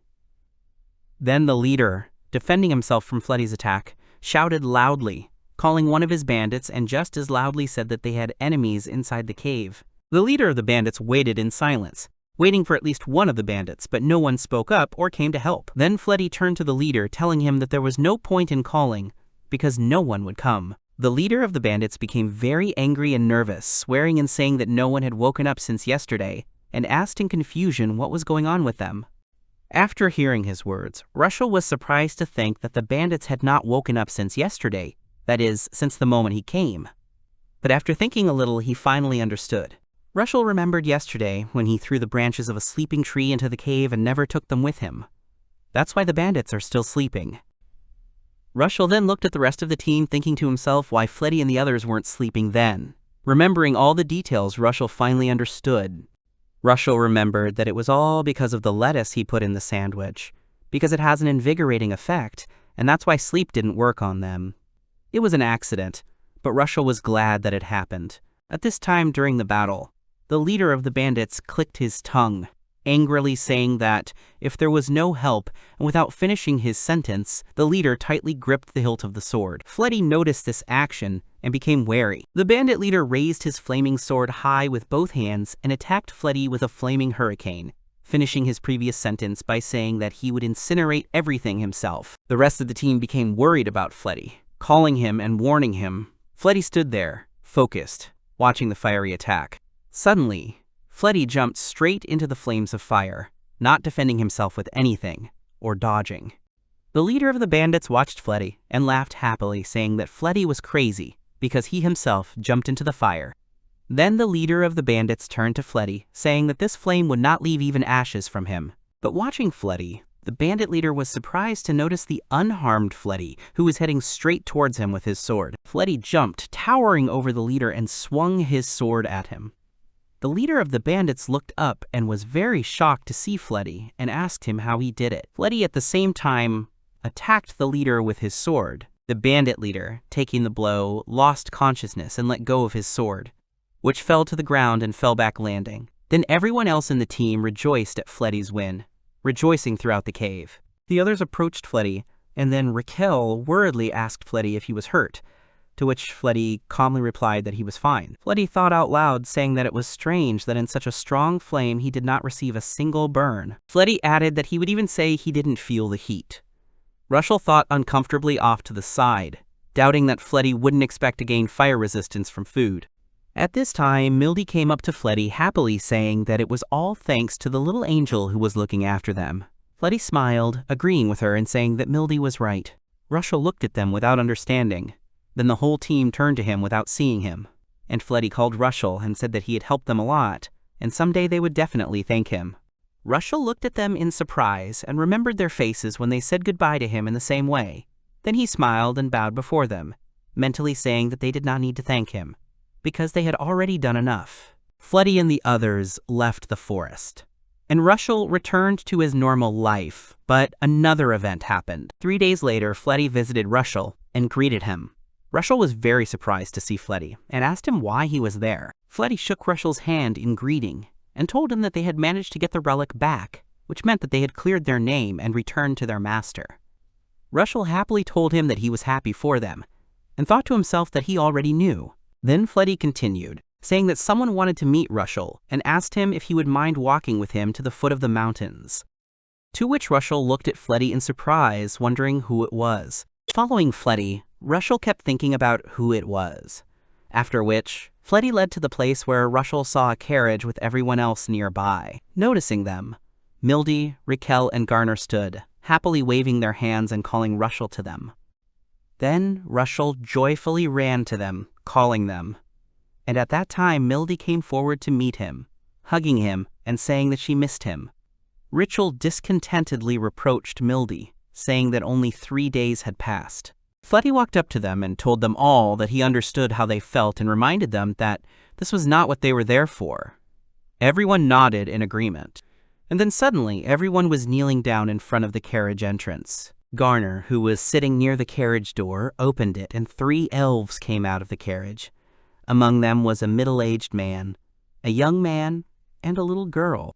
The adult elf looked at Rushel, asking everyone if this was the child. In front of the carriage stood Fletty and his team, and also the gentleman elves together with Rushel.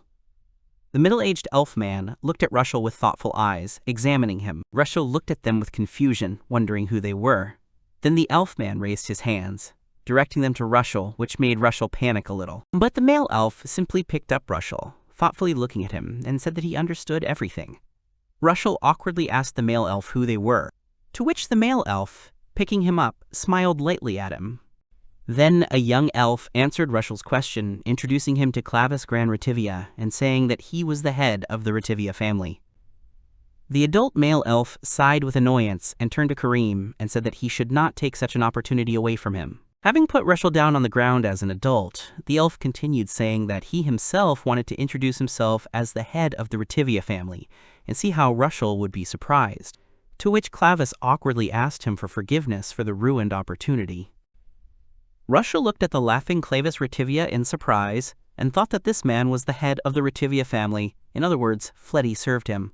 Clavis Rivia approached Rushel asking for the opportunity to introduce himself to him once again and said that he was Clavis Gran Rivia and he was the head of the Rivia family. Clavis Rivia bowed before Rushel, telling him that he had heard that Rushel had taken care of his knights and thanked him. Rushel felt awkward and stuttered to Clavis Rivia that he shouldn't. Clavis Rivia then pointed at Fletty, telling Rushel that Fletty had a strong sense of responsibility. Clavis Rivia continued by saying that Fletty ran away before he could stop him, telling him that he would give up his life to return the relic. Fletty blushed when he heard his master say that. Clavis Rivia told Rushel the crew's words that they almost lost one person, and Rushel was the one who helped them. At this time, Mildy was already embarrassed, awkwardly scratching the back of her head and smiling stupidly. Clavis Rivia addressed Rushel, saying that for the knights and for him, Rushel was a little savior. Kneeling down in front of Rushel, Clavis Rivia thanked Rushel, calling him a little hero. Then Clavis Rivia said that he wanted to reward Rushel and asked him if he wanted something that he wanted very much, to which Rushel awkwardly replied that he didn't need any reward and he just helped Fletty and the others because they were in a difficult situation. At that time, Clavis Rivia patted him on the shoulder, telling him that he was kind. Clavis Rivia addressed Rushel seriously, saying that Fletty told him about his situation, and that Rushel's parents abandoned him to survive in the mountains. Then, Rushel stared in surprise at the words of Clavis Rivia. At this time, behind Fletty asked Rushel for forgiveness for telling about him, and added saying that the gentleman really wanted to know about Rushel.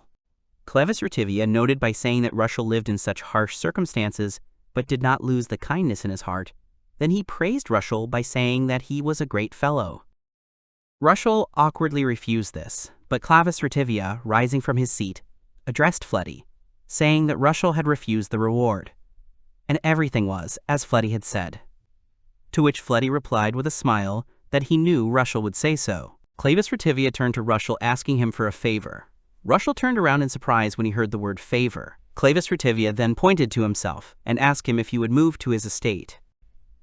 At first, Rushel did not understand the question, and after several repetitions, he was very surprised, asking that he would go to the Rivia family estate, to which Clevis Rivia nodded in agreement. Rushel thought in his mind that the Rivia family was the Duke's family, and if the hierarchy had not changed in the last 300 years, then this was the highest rank of the aristocracy. Rushel then awkwardly asked the head of the family that this was the Duke's family, and why him?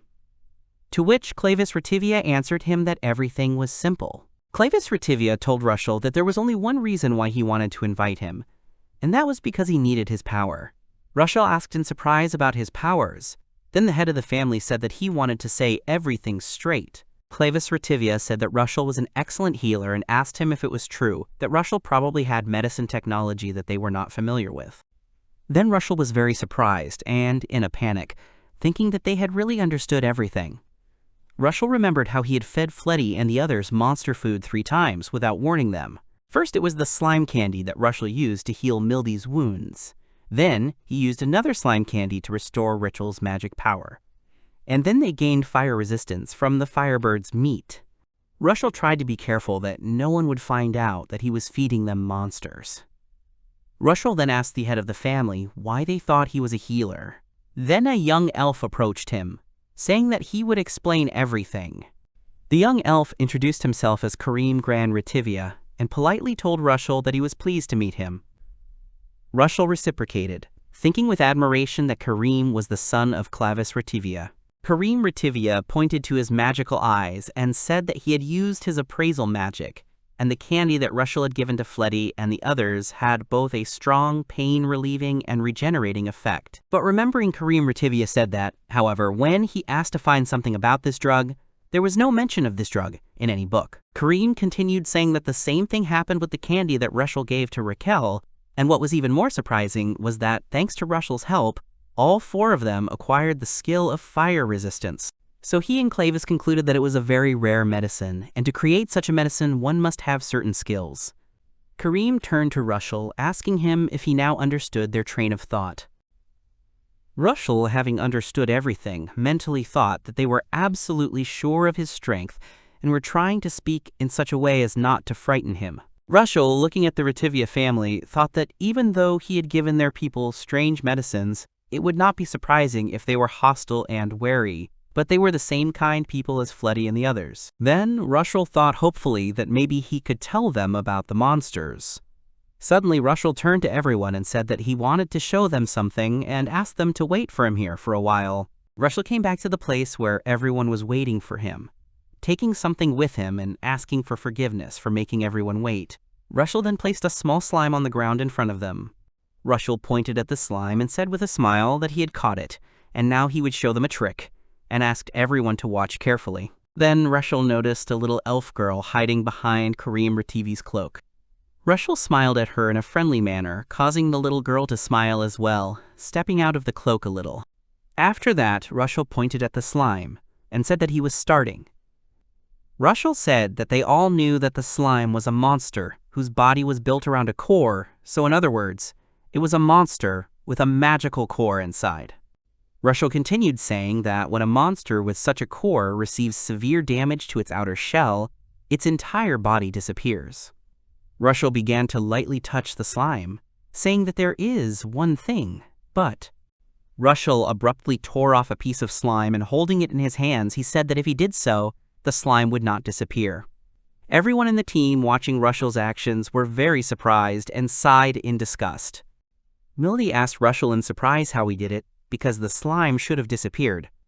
Rushel also joined in, surprised, saying that at this point the core should have broken and the body should have disappeared. Then Mildy curiously asked Rushel if the amoeba part was removed, would the slime disappear? To which Rushel replied that it wasn't quite like that. Rushel asked everyone to take a look and poke the slime with his finger. At this time, the slime on the ground burst in front of Rushel, disappearing from view. Rushel said that this is how, when the shell receives a certain amount of damage, the monster disappears. Rushel didn't know how to explain it exactly, but between the outer shell and the magic core, there is something like a thin tube through which magic power is transmitted. And if the magic power cannot circulate, the monster's body will disappear. It seems that the core has some kind of mechanism that triggers a self-destruct command. However, the circulation of magic power will not be disrupted, the core will not split, and the monster will not disappear. The entire outer shell will continue to exist. Rivia thoughtfully observed that if you remove the monster's teeth, fangs, or scales while it is alive, it will not disappear.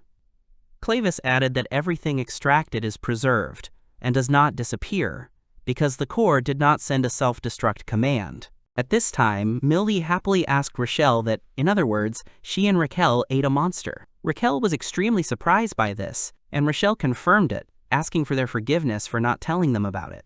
Rushel held up some of the slime in his hands, showing it off, and said that he made those candies out of slime, to which Mildy and Rushel started screaming in horror. Mildy was hysterical, screaming at everyone that she had eaten a monster. But Rushel awkwardly calmed her down, saying that everything was fine because he had boiled and sterilized it thoroughly, and added that they wouldn't even have an upset stomach. Then Rushel suddenly bit off a piece of slime, saying that you can even eat it raw. Mildy, not calming down, hysterically said that it was not even about that. Then Rushel lowered his head, sadly thinking about who would eat monsters at all. But suddenly, he felt Clavis Rativius's hand on his head. Clavis Rativia praised Rushel, calling him a good fellow, and told him that Rushel was able to figure out such details of the nature of monsters, and he had talent. Moreover, Rushel used the knowledge he found to survive, and he was truly amazed. Rushel looked at Clavis Rativius with a surprised look, and thought that if his father had praised him like that, he would have felt the same. Rushel heard the clapping sounds of the little elf girl, looking at him with a smile and admiration. Everyone looked at her, also smiling at Rushel and supporting him. After that, Rushel asked to listen to him and told everyone that he was very sorry for keeping quiet and not telling them that he fed them monsters, to which Clavis Rativia responded by denying that it was actually different. Clavis Rativia said that he and Kareem Rativia knew that this candy was made of slime. Rushel was very surprised by what he heard, and so were Mildy and Rushel. Rushel then awkwardly turned to Clavis Rativia, saying that it seemed like he and Kareem Rativia knew a lot about monsters. Clavis Rativia explained to Rushel, saying that his Rativia family is a family of scientists, and, as the head of the family, Clavis is researching monsters. Rushel at this time looked at Clavis with admiration, and wondered that aristocrats were conducting research on monsters. Clavis Rativia continued saying that that was why he had concluded. Clavis continued by saying that the fire resistance that Fleddy and the others received was clearly not from the slime, and asked Rushel about how it was a different monster. To which Rushel thought in surprise that Clavis Rativia had already understood so much, as expected from a monster researcher. Rushel immediately answered Clavis's question with an affirmative, confirming this. Rushel said that it was all because they ate firebird meat for breakfast. Fleddy and the others were surprised by this information. Clavis thoughtfully said that these monsters are born in volcanoes, so if you eat their meat, you can get resistance to fire. Then, remembering something, he chuckled questioningly. Clavis turned to Fleddy and asked him if he had told Rushel that the bandit had used a magic sword. Fleddy shook his head. Fleddy said that Rushel shouldn't have known that he had a magic sword, and turning to Rushel, Fleddy asked him why he fed them that meat then. To which Rushel fell silent in surprise and said nothing. Fleddy turned to Rushel calmly, asking him if it was really he who put the bandits to sleep, and how he did it, to which Rushel lowered his head, not knowing what to say. Noticing Rushel's reaction, Fleddy awkwardly said that he didn't blame him, and that he was just surprised, to which Rushel simply remained silent, his head down. Everyone else looked at him, waiting for an answer, and were also surprised by this fact. Then Kareem Rativia approached Rushel, calling him by name. Kareem Rativia placed his hand on Rushel's head, asking for permission, and used his appraisal magic. Kareem's eyes lit up with a white star symbol. Rivia fully examined all of Rushel's magical abilities by examining him with his magic. Then Kareem took his hand off Rushel's head and said that Rushel was most likely the strongest of them all. Everyone else was shocked by what they heard. Then Rivia turned to Rushel, asking him if he had gone through something that they did not yet know. Rushel, surprised and embarrassed, wanted to say, but could not because of fear. Then, trembling a little, Rushel thought that he no longer wanted to lie to these people and would tell them everything and return to the mountains. Having gathered himself, Rushel said that 3 years was a lie and added that he had been living in these mountains for 300 years. Everyone there was very surprised by Rushel's words. They asked Rushel in surprise that he had really lived in these mountains for 300 years. Rushel did not answer them, simply lowering his head. Then Mildy started laughing loudly and jokingly asked Rushel what he was saying because it meant that Rushel was over 300 years old. Mildy happily said that Rushel didn't look like a grandfather at all. Then Rivia looked at Rushel calmly and said that he was not lying. Everyone turned to him in surprise. Then Rivia continued, saying that among Rushel's skills, there is the skill of immortality, and he got this power by eating monsters. Fletty and everyone else in the team were surprised to hear the word immortality, and looked at Rushel in shock. Rushel stood with his head down in shame. Rushel grabbed his chest in excitement, and thought sadly that he had been exposed, but there was nothing he could do, and he didn't want to lie anymore. Rushel, with his head down, told everyone that he didn't want to hide it, because they simply wouldn't believe him anyway. Gradually moving a couple of steps back, Rushel sadly said that it would be better for him to return to the mountains. And abruptly turning back, he abruptly ran away, shouting words of farewell to them. But suddenly Fletty grabbed Rushel by the hands as he ran, stopping him. Rushel turned around in surprise, seeing Fletty in front of him. Fletty asked him to stop. Rushel looked at him in surprise, turning around.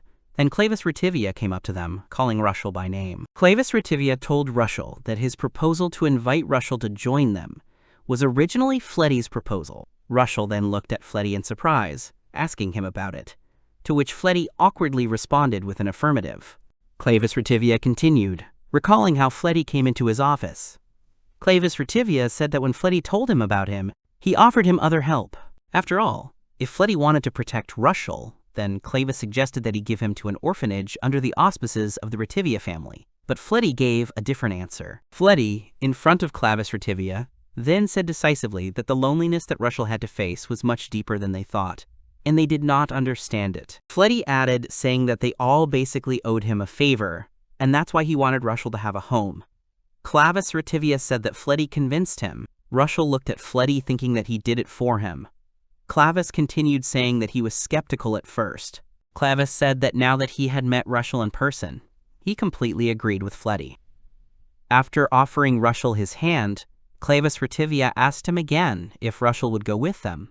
Rushel looked at Clavis for a moment and then lowered his head, thanking him for the offer and saying that he had lived in these mountains all his life and fed on monsters. Clenching his hands into fists, Rushel said that this is why he acquired various skills and lived for more than 300 years. Rushel sadly asked them if he didn't look like a monster to them. Everyone looked at him sadly, feeling sorry for him. Rivia looked at Rushel without saying anything, and suddenly began to laugh loudly, causing Rushel to jump in fright.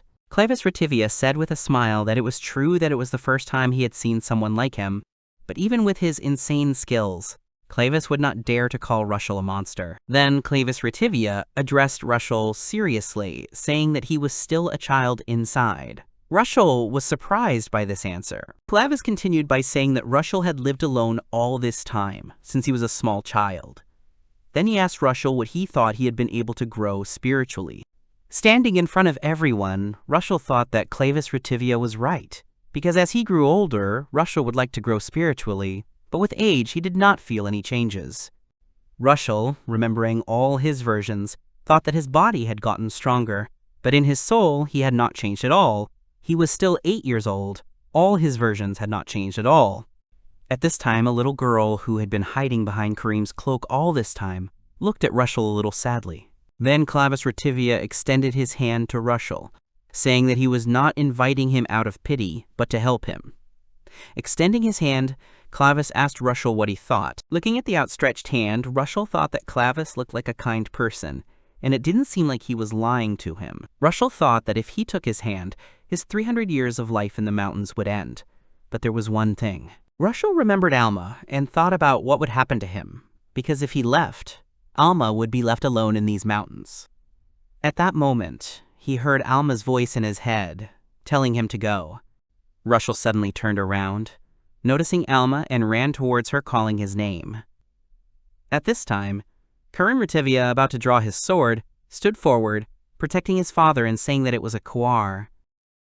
Rushel turned around, noticing Karim Ritivia's actions, and quickly stood up for Alma, asking her to stop and saying that this Kuar was not evil. Fletty also confirmed Rushel's words, saying that he was with Rushel. Clavis Rivia looked at Fletty and told Karim that everything was fine, and asked him to just watch, to which Karim put away his sword in agreement.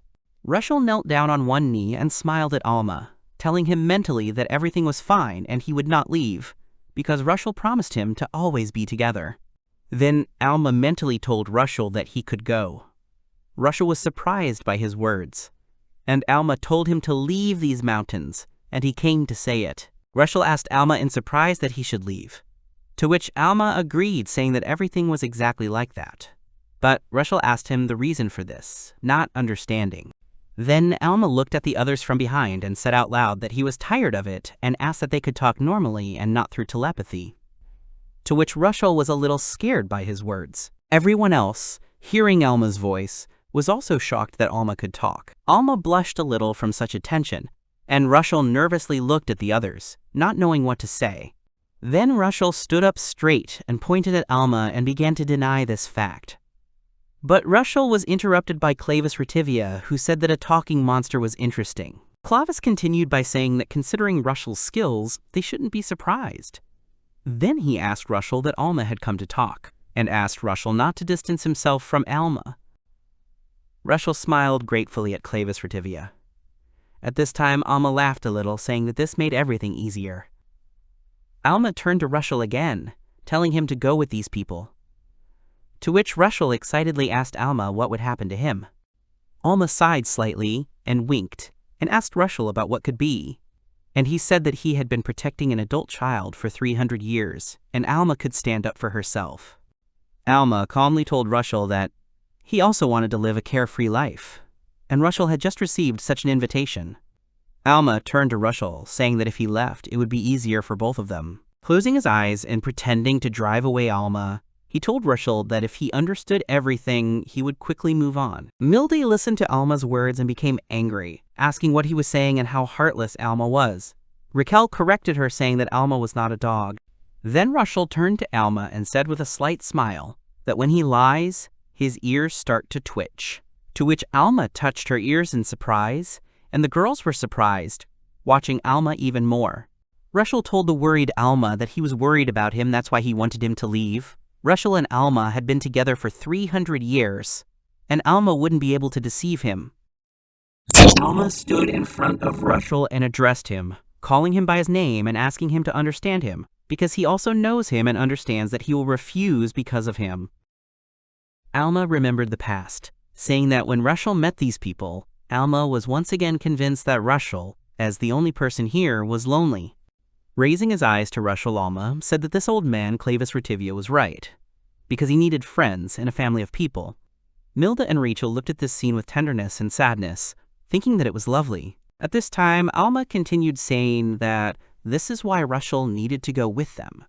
Rushel listened to him silently, as did the others. Then Rushel approached Alma, offering him to go with him as well, but Alma calmly and directly refused.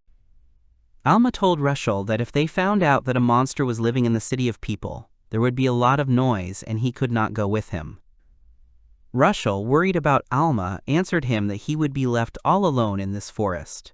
Alma grinned, asking Rushel that he would be alone, and abruptly jumped up into the tree.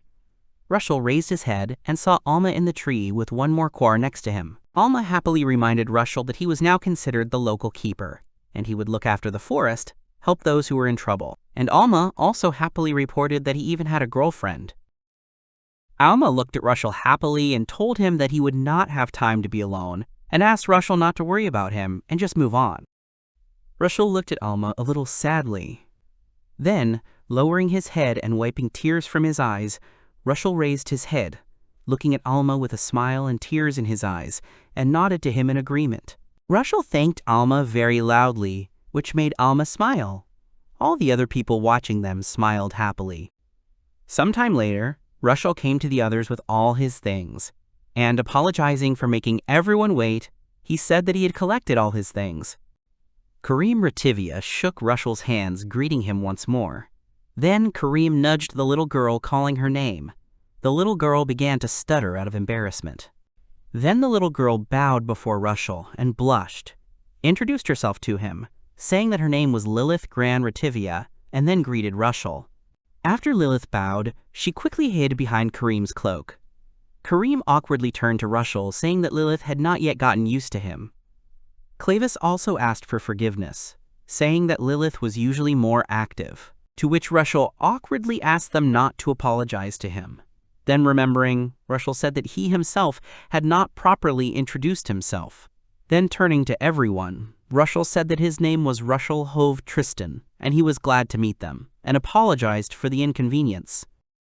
All the people, hearing the name of Rushel, were stunned by this. Then Rivia, surprised, asked Rushel again that he had said the surname Tristan. Rushel looked around at everyone, confused. Then Clavis came up to him and said that everything was clear, because he was from the Tristan family, and now he understood why Rushel had to face such a harsh upbringing. Fletty nervously turned to Clavis, saying that if Rushel had the Tristan family lineage, but interrupting Fletty, Clavis told him not to worry, because he was not going to go back on his words. Rivia continued by saying that, on the contrary, he now understands exactly what Rushel had to go through.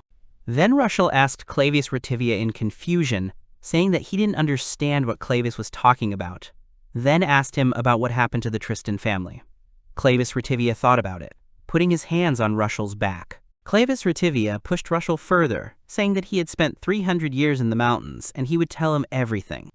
Approaching the carriage, Clavis, still leading Rushel, said that the story would be long and they would talk in the carriage. Right at the entrance to the carriage, Clavis stopped and told Rushel that he would speak on the way, because many events had happened in the Tristan family over the past 300 years. The carriage was traveling along a winding road. Garner was driving the carriage, and Fletty and the rest of his team were riding horses next to the carriage. Clavis, Kareem, and Lilith Rivia were sitting inside the carriage with Rushel. Rivia began his story by saying that the main event that happened in 300 years was a major conflict that involved many countries, and it was a major world war. Rushel sadly replied to Clavis that he did not know about it, to which Rivia replied that it was not surprising since Rushel had been in the mountains all this time. Rivia continued by saying that the war was between humans, beastmen, elves, dwarves, and gnomes. The various races fought each other for 30 years. In such a long war, all the races were exhausted, and then the demons decided to take advantage of this. Hearing about the demons, Rushel said in surprise that he had read about them in books. Then Clavis explained that this is a race that has been hiding behind the scenes since ancient times, and bringing chaos to this world. Clavis continued by saying that when all the nations were exhausted, the demons moved to attack, and it was as if they had been waiting for this moment. Then Rushel asked Clavis in surprise if the war between humanity and demons had really begun. Rivia agreed, telling Rushel that he was right. Rivia said that it turned out that the conflict between all the races was provoked by demons, and everything went according to their plan. And when everyone learned the truth, it was decided to unite against the demons, but humanity was powerless against the power of the demons. Very worried, Rushel asked Clavis about what happened to the Tristan family, then suggested that the demons had really exterminated them all. But Clavis interrupted his bad thoughts by denying this and said that everything was the opposite. Rivia continued by saying that the Sword Saint was the only one who was stronger than the demons, and he inspired the people and became their hope. Hearing this, Rushel was very surprised by the Sword Saint. Then Rushel happily said that, judging by the past, this was a descendant of his father, and he was glad that the Tristan family had become a hope for humanity. Then Clavis Retivia looked at Rushel for a moment and closed his eyes in worry. Clavis called Rushel by name and told him that, unfortunately, things were not that simple. To which Rushel looked at Clavis Retivia in surprise. Clavis Retivia said that one sword saint could not change everything globally. Because of the overwhelming power of the demons, humanity's strength was becoming less and less every day. Clavis Retivia looked down, recalling the events of the past, and said with disappointment that at the most fateful moment, the sword saint of the Tristan family had joined the demons. Rushel was shocked by this information. In Clavis Retivia's memories, the sword saint of the Tristan family, along with all the demons, attacked the city and killed all the people, leaving no one alive. Rushel was very desperate and disappointed, muttering about the sword saint and the Tristan family, saying that this could not be. Clavis Retivia then calmly answered him that he did not know why this had happened. Then he added, saying that, however, after the loss of the Holy Sword, humanity had come to an end. Clavis Retivia said that following the sword saint, more and more people began to side with the demons. Rushel then excitedly asked Clavis what had happened to those who had sided with the demons, to which Clavis Retivia replied that they did not know the details. Clavis Retivia said that the sword saint created a kingdom among the demons, and far beyond the sea lies the kingdom of Tristan. Having lost the holy sword, humanity began to yield in military power to the demons. Everyone thought that there was no longer a chance of victory. But humanity had an unexpected ally. The Holy Spirit Liamine descended from the sky. She looked divinely beautiful, with long, fair hair. With her colossal power, humanity was able to recover quickly. As a result, the demons were exterminated and peace came to the entire earth. The kingdom of Tristan was surrounded by a barrier and is still watched by the entire world. Some say that the demons there are still waiting for a chance to take revenge and treat the people trapped there as slaves. After hearing the whole story from Clavis Retivia, Rushel was silent for a moment. Then, with his head down, he asked Clavis about when he heard the name Tristan, why he didn't just leave Rushel there. Harem and Lilith Retivia looked at Rushel with sadness. Then Clavis Retivia answered Rushel that he was not to blame for anything. But even so, it would be better to hide Rushel's pedigree from the others. Rushel wanted to object to Clavis Retivia, but Clavis interrupted Rushel and said that it was not only about what people would feel, but there was another reason. And that reason was that demons could use Rushel's power. Hearing Clavis's words, Rushel thought that it was true that the Tristan family was now against humanity, and if they found out that their blood relative had returned, they might try to lure Rushel over to their side. Rushel thought about the worst cases. That then in the worst case he could point the blade at the people who were now next to them, and he did not want that. Clavis Retivia said that demons cannot reproduce, but they are immortal and very cunning, because it is said that demons have already managed to get out of the barrier and are already plotting behind the scenes. Clavis Retivia advised Rushel, saying that it would be wise to hide his identity so as not to stand out, to which Rushel immediately agreed with him. And then Clavis Retivia, looking out the window, told Rushel not to worry, because they would protect him. At this time, they had already arrived at Retivia's house. Clavis Retivia greeted Rushel by pointing to his house. The next day, Rushel woke up, gradually opening his eyes, fully awake. Rushel sat on the bed, looking around his room in the daylight.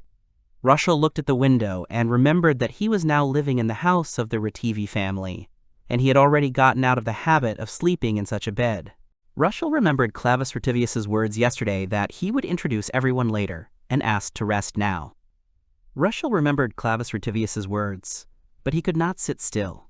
Then, changing his clothes and taking his bag of things with him, Rushel went outside and stretched in the morning sunlight. At this time, Rushel noticed a stack of logs in front of him. They were neatly stacked. Rushel took one log from the stack and walked further down the street. Rushel was looking around the streets, and then he stopped and broke a log into several pieces and lit a fire with his magic. On top of the fire, Rushel put a large kettle of water to boil. Rushel sat in front of the fire and thought about his own. Rushel thought about how Clavis told him not to use his power just like that, so as not to attract the attention of the demons, and this was for his own safety. Rushel then thought that on the other hand, if they were in danger because of him, he would use his power without hesitation. At this time, Rushel heard a female voice calling his name. Rushel saw Ryouriban approaching, who was dressed in a maid's costume. Ryouriban adjusted her glasses with displeasure and told Rushel that she was looking for him everywhere. Then Rushel, noticing her new clothes, asked her what was wrong with her clothes, to which Rushel, slightly distracted, looked at her suit and replied that she served the Rivia family. Raquel spun around looking at her dress and told Rushel that she asked the gentleman to make this dress for her, and then she asked Rushel if her dress was strange. Rushel denied it, saying that the dress suited her very well. Raquel, having bragged a little, proudly raised her head and, as if nothing had happened, said that she was glad and would continue her speech. Raquel suddenly made a heart shape with her hands and firmly told Rushel that from today on, she would take care of him, and her name was Raquel Vig, then asked Rushel to rely on her, to which Rushel was very surprised and embarrassed. Rushel awkwardly answered her that she did not need to take care of him, and then added saying that it was not visible from the outside, but inside he was already an old man. Hearing his words, Raquel asked very displeased Ly what happened, and in confirmation asked that Rushel had lived in the mountains for all these 300 years. She said very displeased Ly that Rushel knew nothing about the city, about etiquette, and about local language standards, and Rushel had a lot to learn. To which Rushel, frightened, began to stutter and agree with her. Then Rushel put his hand on his head. Stroking Raquel on the head with a smile, she said that, besides, in these 300 years, Rushel had not been able to experience the joys of childhood, and there was nothing wrong with being a child. Raquel continued by saying that it was natural for them, adults, to create a happy childhood for a child. Raquel calmly asked Rushel if he understood everything now, to which Rushel happily agreed and thanked Raquel for everything. Raquel stood up and said directly that this was all great, of course. Then, looking around, Raquel said with displeasure that there should have been another person here, to which Rushel was surprised by what he heard. Mildy, dressed in the same clothes as Raquel, calmly approached Raquel and Rushel, yawning as she went and wishing everyone a good morning. Rushel greeted her cheerfully by name. Rushel began to scold Mildy, asking her discontentedly what kind of example she was setting for Rushel, to which Mildy happily replied that she could do nothing about it, because it was hard for her to wake up in the morning. Mildy approached Rushel by tickling his face with her tail and asking him if he was mad about it, to which Rushel angrily told Mildy not to try to bribe him with her tail. Mildy ignored Raquel and noticed a small fire with a kettle on top and curiously asked what it was, to which Raquel, moving Mildy's tail to the side, replied that he drank it every morning in the mountains. Then, checking the kettle, Rushel asked the girls if they wanted to try it, to which Mildy was the first to actively respond, saying that she wanted to. Rushel thought irritably to herself that Mildy was a restless fox. Rushel rummaged through his bag, pulled out some ingredients, and showed them, saying that he would use them. Mildy and Rushel looked at Rushel's hands, which contained baked beans, and were surprised by this. Then Rushel suddenly threw the baked beans high up in the air. Then, using his magic powers, he began to break them into pieces, saying it out loud. Rushel then collected all the broken parts of the beans in a small cotton bag. Rushel poured boiled water into a transparent teapot through the cotton bag with the beans and began to brew it. Rushel then filled the teapot with hot water again. After brewing, Rushel poured liquid into each glass. Mildy said admiringly that it had a very beautiful color. Rushel poured 3 cups of liquid and happily said that everything was ready. Then Rushel started to rummage through his bag, saying that he would get something.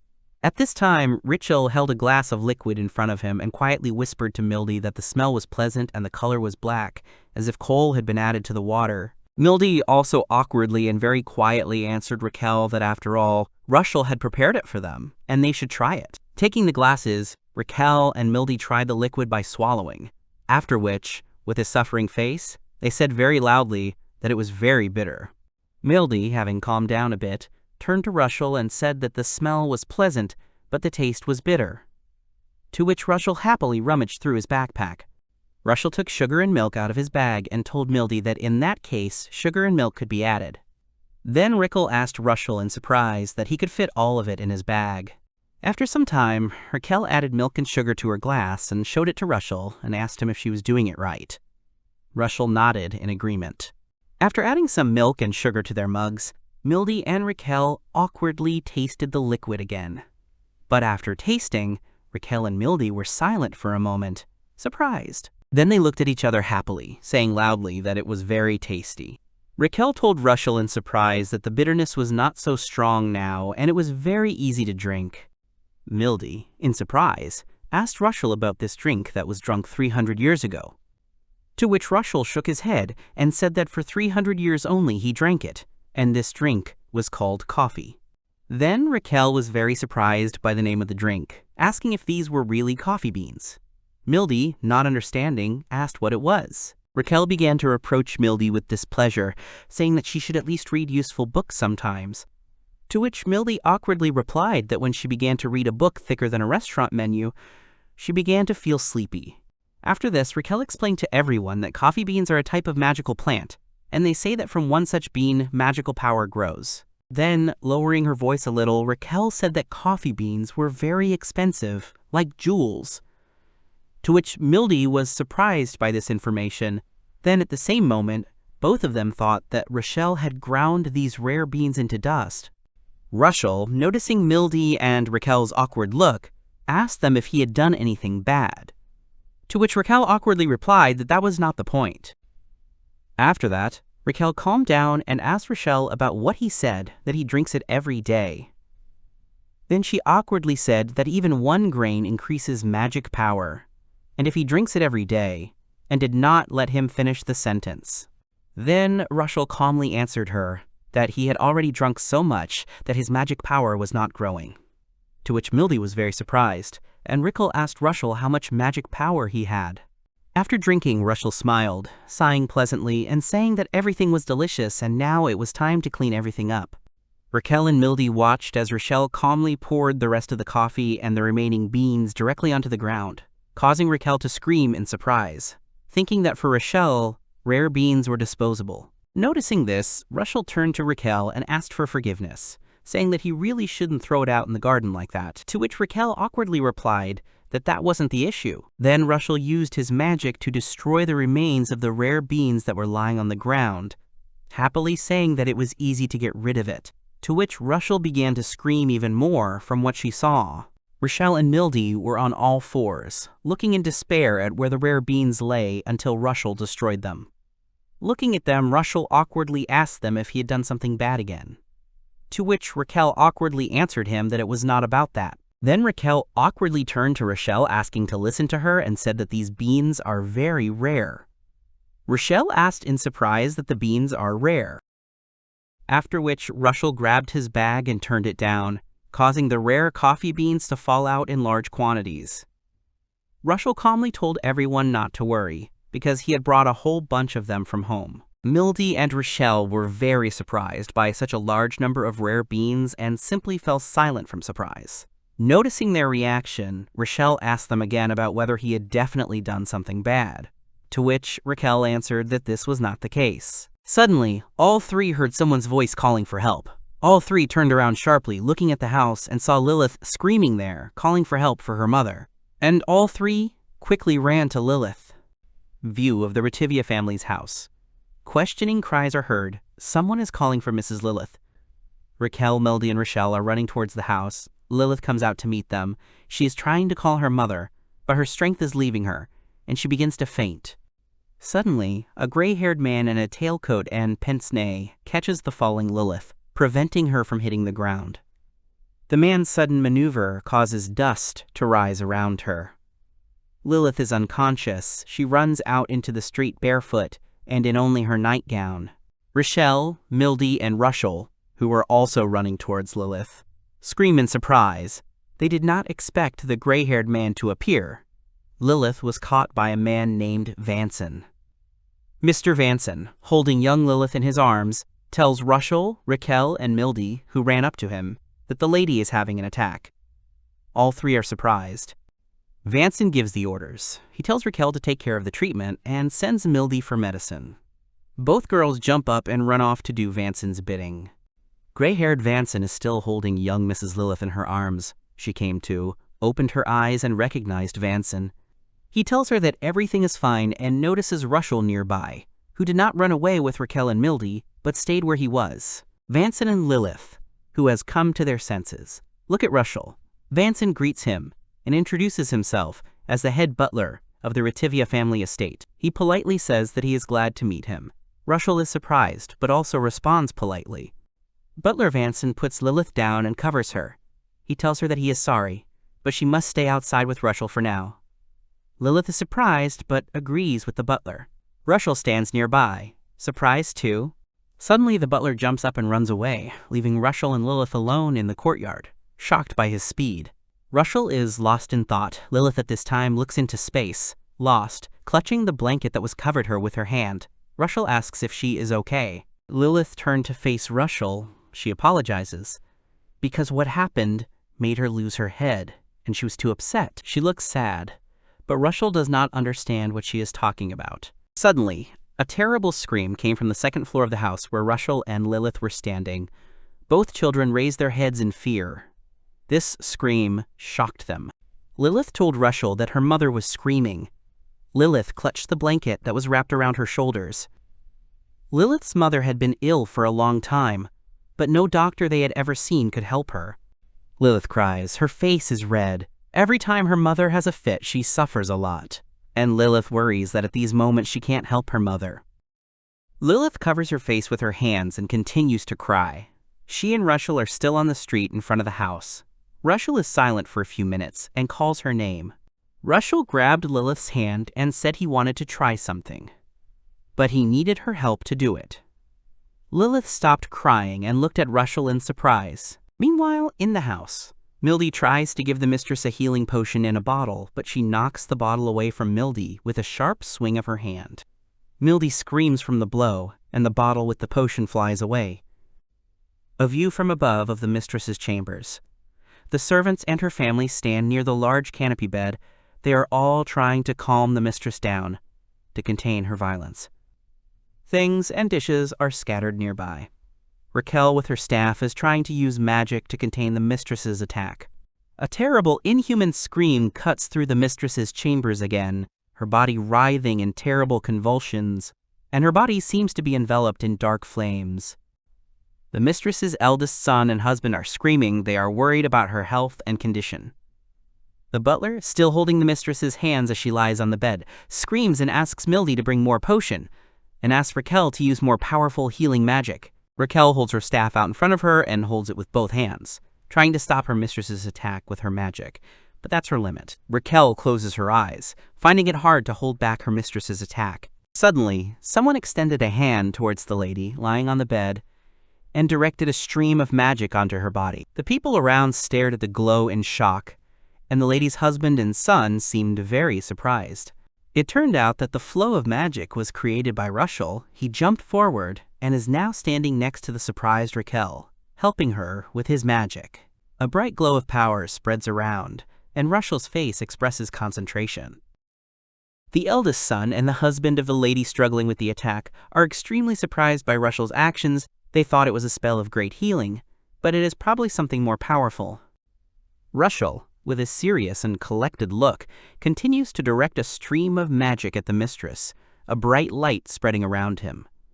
He used the advanced spell Angel's Prayer. The mistress has calmed down a bit, but the servants are still holding her. The mistress lets out a tortured groan. Rushel, still holding the staff, thinks that the attack has subsided, but Rushel knows that it is not enough.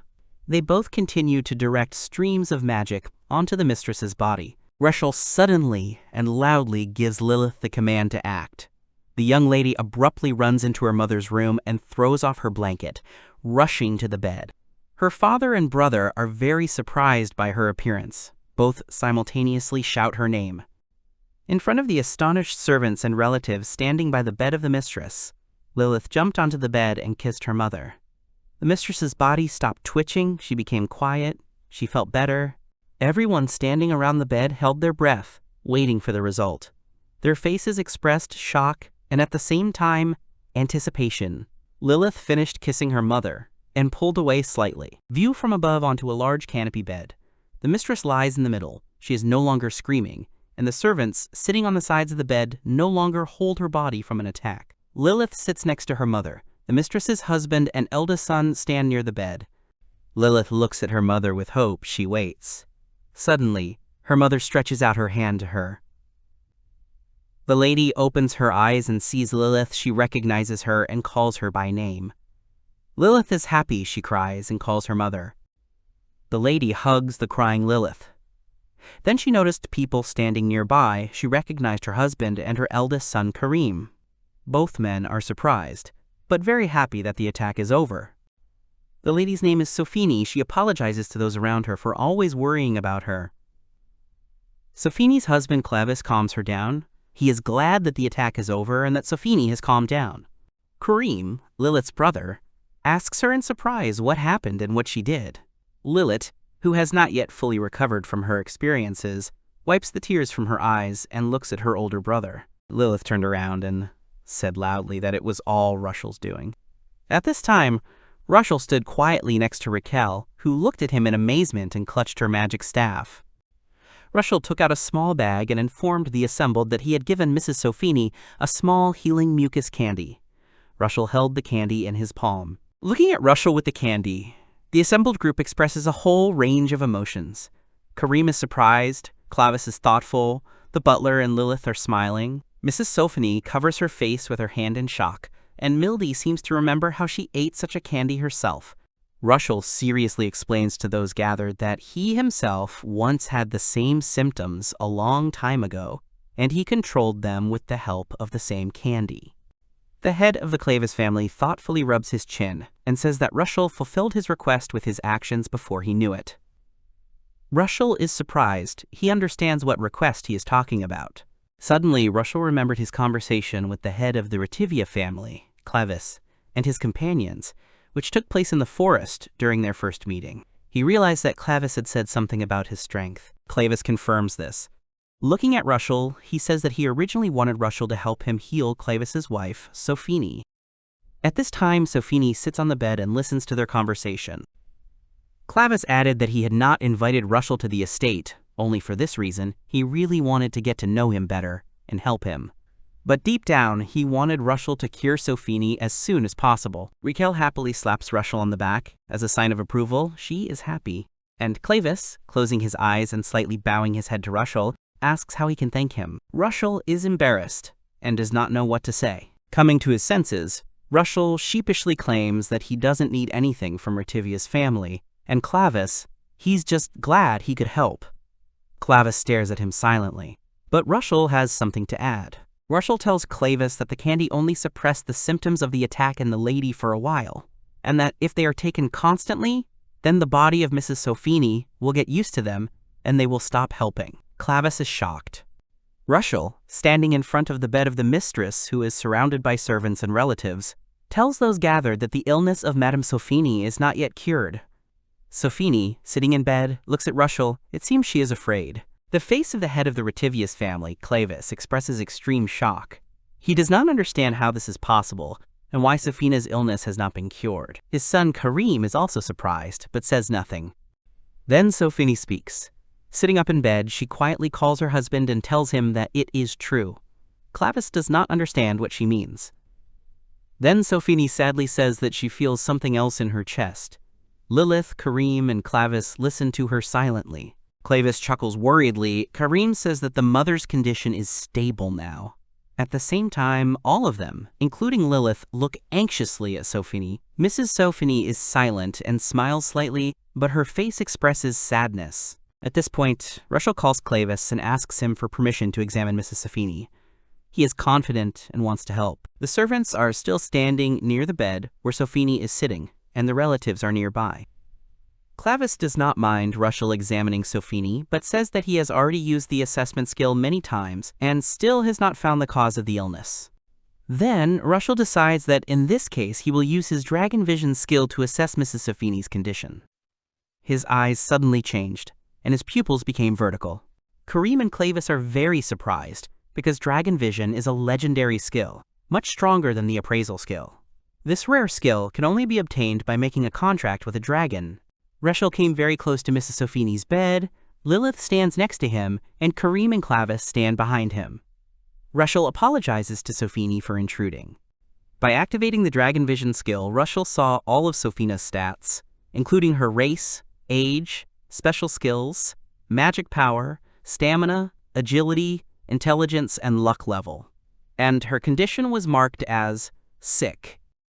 Rushel realized that he had seen what could be known with a simple assessment, but with his dragon sight, he could see much more and go much further.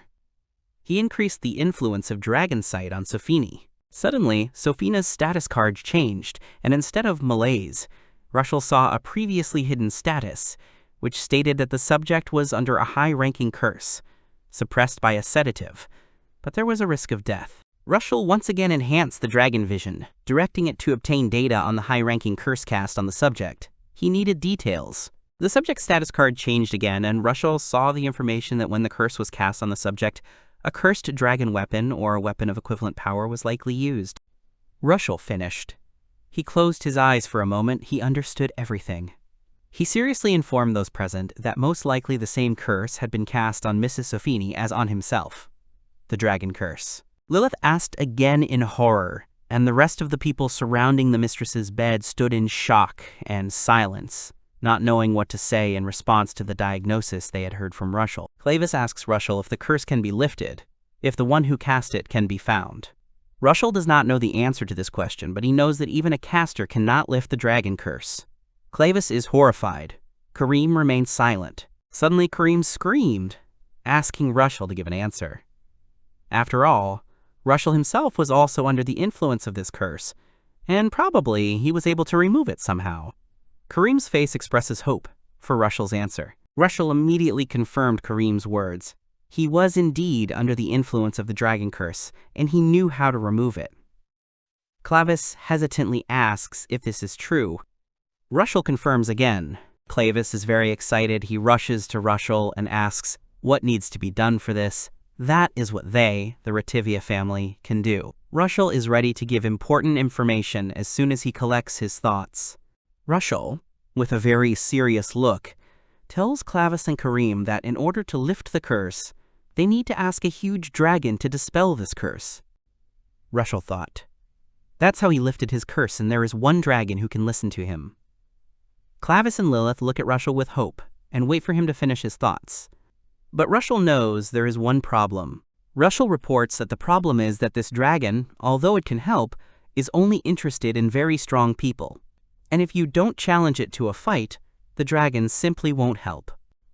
The people in the room are all in shock, because they don't understand how it's possible to fight a dragon one-on-one to get his help. Rushel continues to think out loud, saying that he can try to help, but there is a high probability that the dragon will run away or freak out upon seeing him. Mildy, shocked, asks what Rushel did to the dragon. Clavis's face sank. Even though they had found out how to lift the curse on his wife, there was no guarantee that they would be able to defeat the dragon. It was too dangerous. At this point, Sophi, who had been silent, spoke up. She assured her husband that everything was fine and that she was glad, even if they had only found a temporary cure. After all, they couldn't expose their people to such danger just because of her. Sophi looks at her husband through her tears and smiles. She thinks that this is enough for her. She is grateful to them all. Clavis and Lilith are amazed, Rushel thought again. He is sure that fighting a dragon is clearly not an easy way, and that there are very few people in this world who are capable of fighting a dragon. Here Kareem turns to his mother and father. He is calm and confident. He has decided that he will go fight the dragon himself. Raquel and Mildy scream in surprise, but Clavis is against it. He cannot let Kareem go, because he is the heir of the Rivia family, and if something happens to Kareem, the family line will be interrupted. Kareem obviously expected this answer, so he immediately counters by asking his father if he really wants his son to be the one to abandon his mother in danger. Mrs. Sophi looks up in surprise and looks at her husband and son. Clavis is shocked. He tries to reason with his son. But Kareem is adamant. He assures his father that he will definitely return alive. Clavis realized that he cannot stop Kareem. Clavis quickly walked up to his son and put his hand on his shoulder. He agrees to let him go and asks Kareem to save his mother. Kareem smiles slightly and looks at his father with confidence. Kareem excitedly tells everyone present that he will definitely save his mother. He wants to earn the title of hero. Sophi is amazed by her son's courage and cries, sitting in bed and listening to his fiery speech. Clavis asks the butler Vanson to find and call Fletty. And Kareem also adds something to this request. The butler bows to the gentleman. Rushel is thinking about Kareem's words at this time. The title of hero is given to a person who is almost equal in strength to the Saint of the Sword. Rushel knew that Karim was an educated young man, but he did not think that he knew about the title of hero. Suddenly, Rushel was distracted from his thoughts by some movement. It was Lilith. She had been silent all this time and stood to the side, listening to the adults' conversation. Lilith looked sad and thoughtful. She suddenly turned around and began to leave. Rushel saw Lilith slip out the door, and neither her brother, nor her father, nor any other people noticed her. Only Sophi noticed something, but Lilith was no longer in the room, only Rushel, who immediately rushed after her. Rushel smiled at Mrs. Sophi, who was looking at him worriedly, and mentally he told her not to worry because he was with Lilith. Rushel runs through the corridors of the Rivia family home, seeing Lilith run into one of the doors. When he got there, he saw steps going down. Rushel goes down and suddenly he sees a bright light in the doorway. It seems Rushel saw something amazing. View of various plants in pots, palms, flowers, and small trees. There are a lot of plants. Rushel's gaze really fell upon something amazing. It was a whole greenhouse of plants. All sorts of plants stood on the floor, in tubs, in pots, on shelves. Plants even hung from the ceiling. Rushel was amazed by the beauty of the place and looked around. Rushel started looking around. He was surprised by how many medicinal and magical herbs there were. He walked along the rows of plants and suddenly saw something ahead. In the middle of the room with the plant collection, there is a table where Lilith is sitting, crying, her face buried in her hands. There are also plants and papers on the table. Rushel watches her silently for a few moments. Then Rushel decides to break the awkward silence and notices that all these plants around are probably well looked after by someone. Lilith jumped up in fright. She did not expect to see someone. There are tears in Lilith's eyes. To start a conversation, Rushel confidently lists the plants he sees and adds what each of them helps with. All these plants are medicinal, but also very beautiful. Rushel, standing nearby, apologizes to Lilith for entering without permission. He asks if all the plants in the hall belong to Lady Lilith. Lilith has stopped crying and sadly confirms that all the plants are hers. There are a lot of pots with flowers and plants around her. She grew them all to help her mother. However, all her efforts were in vain. Lilith now knows that she cannot lift the curse with only the help of plants. Lilith remembers how Rushel helped her mother. She considers him amazing because he immediately understood the reason for her suffering, and even told how to remove the curse placed on her. Lilith continues and remembers the face of her older brother Karim, who is ready to risk his life to help their mother, and she is sure that he will definitely be accompanied by knights. She clenches her fists and worries that everyone around her is trying for her mother, and only Lilith can do nothing for her. Lilith is about to cry again. A view from above of the hall with plants. At the table where the papers are, Lilith sits crying from helplessness. She considers herself simply useless. Rushel stands silently nearby and collects her thoughts to say something. Rushel looks at Lilith and says that she is wrong. Lilith raises her head in surprise and looks at him, tears in her eyes. Rushel spread his arms in admiration, as if pointing to the beautiful hall with plants. He assures her that she has done a great job of growing, caring for, and combining the plants with each other, that she has put in a lot of effort to help her mother. Rushel smiles and looks at Lilith and says that he too has grown a lot of things in the mountains and therefore understands how difficult it is. Lilith looks at him in shock, inspired by the praise. Rushel turned to the plants and told Lilith that he had the experience and knowledge he had acquired over the long years of living in the mountains, but he could not have done the same at Lilith's age. Rushel especially notes the herb called rulala. He leans over a pot with an unusual plant with large buds and examines them. Rushel says that this unusual herb is very difficult to grow because it constantly dries out. In principle, it must be grown very carefully. Rushel believes that Mrs. Lilith has put incredible efforts into growing it. Rushel holds a pot of rulala grass and tells Lilith that there is a belief in the ability of this grass to fulfill people's wishes. Rushel likes being among plants. Rushel smiled and handed a pot of rulala grass to Lilith, who was sitting opposite her. Rushel was sure that this grass had definitely heard her wish to help her mother. Lilith stopped crying and looked at Rushel, fascinated. Tears of gratitude welled up in Lilith's eyes. She took the pot of rulala grass from Rushel's hands. She was pleased with his words. But Rushel wanted to tell her something else important. He offers to help the Rulala grass fulfill Lilith's wish with a smile, and he is ready to help her for this. Lilith looks at him in surprise. She does not yet understand what exactly Rushel means by help. Evening. The action moves to another part of the Rivia family's house. This is the kitchen. Two cooks, a human and an elf, ask someone in surprise about his desire to use the kitchen tonight. It turns out that Rushel needs the kitchen. He asks for permission, but the cooks refuse him. After all, there are many sharp objects in the kitchen, and you can also get burned. Rushel is standing in the kitchen in front of the cooks. One cook is younger, he is an elf, and he is hesitant. The other cook is older, he is a human, he does not want to let Rushel use the kitchen. The kitchen is clean and has good furniture. Rushel tries to say something else, but one of the cooks starts pushing him away, saying that it's high time for the children to go to bed.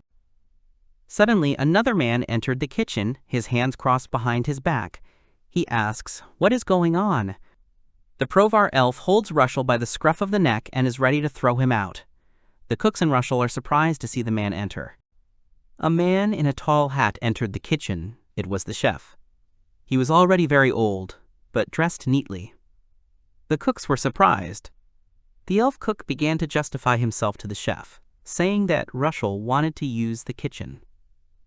The chef chuckled thoughtfully. He asks Rushel if he is a guest of the Rivia family. Rushel confirms that he is. He introduces himself to the chief and gives his name, his appearance, expressing confidence in his actions. The elderly chef looks at Rushel carefully. His name is Seongho, and he is the one in charge of the kitchen in the Rivia family's house.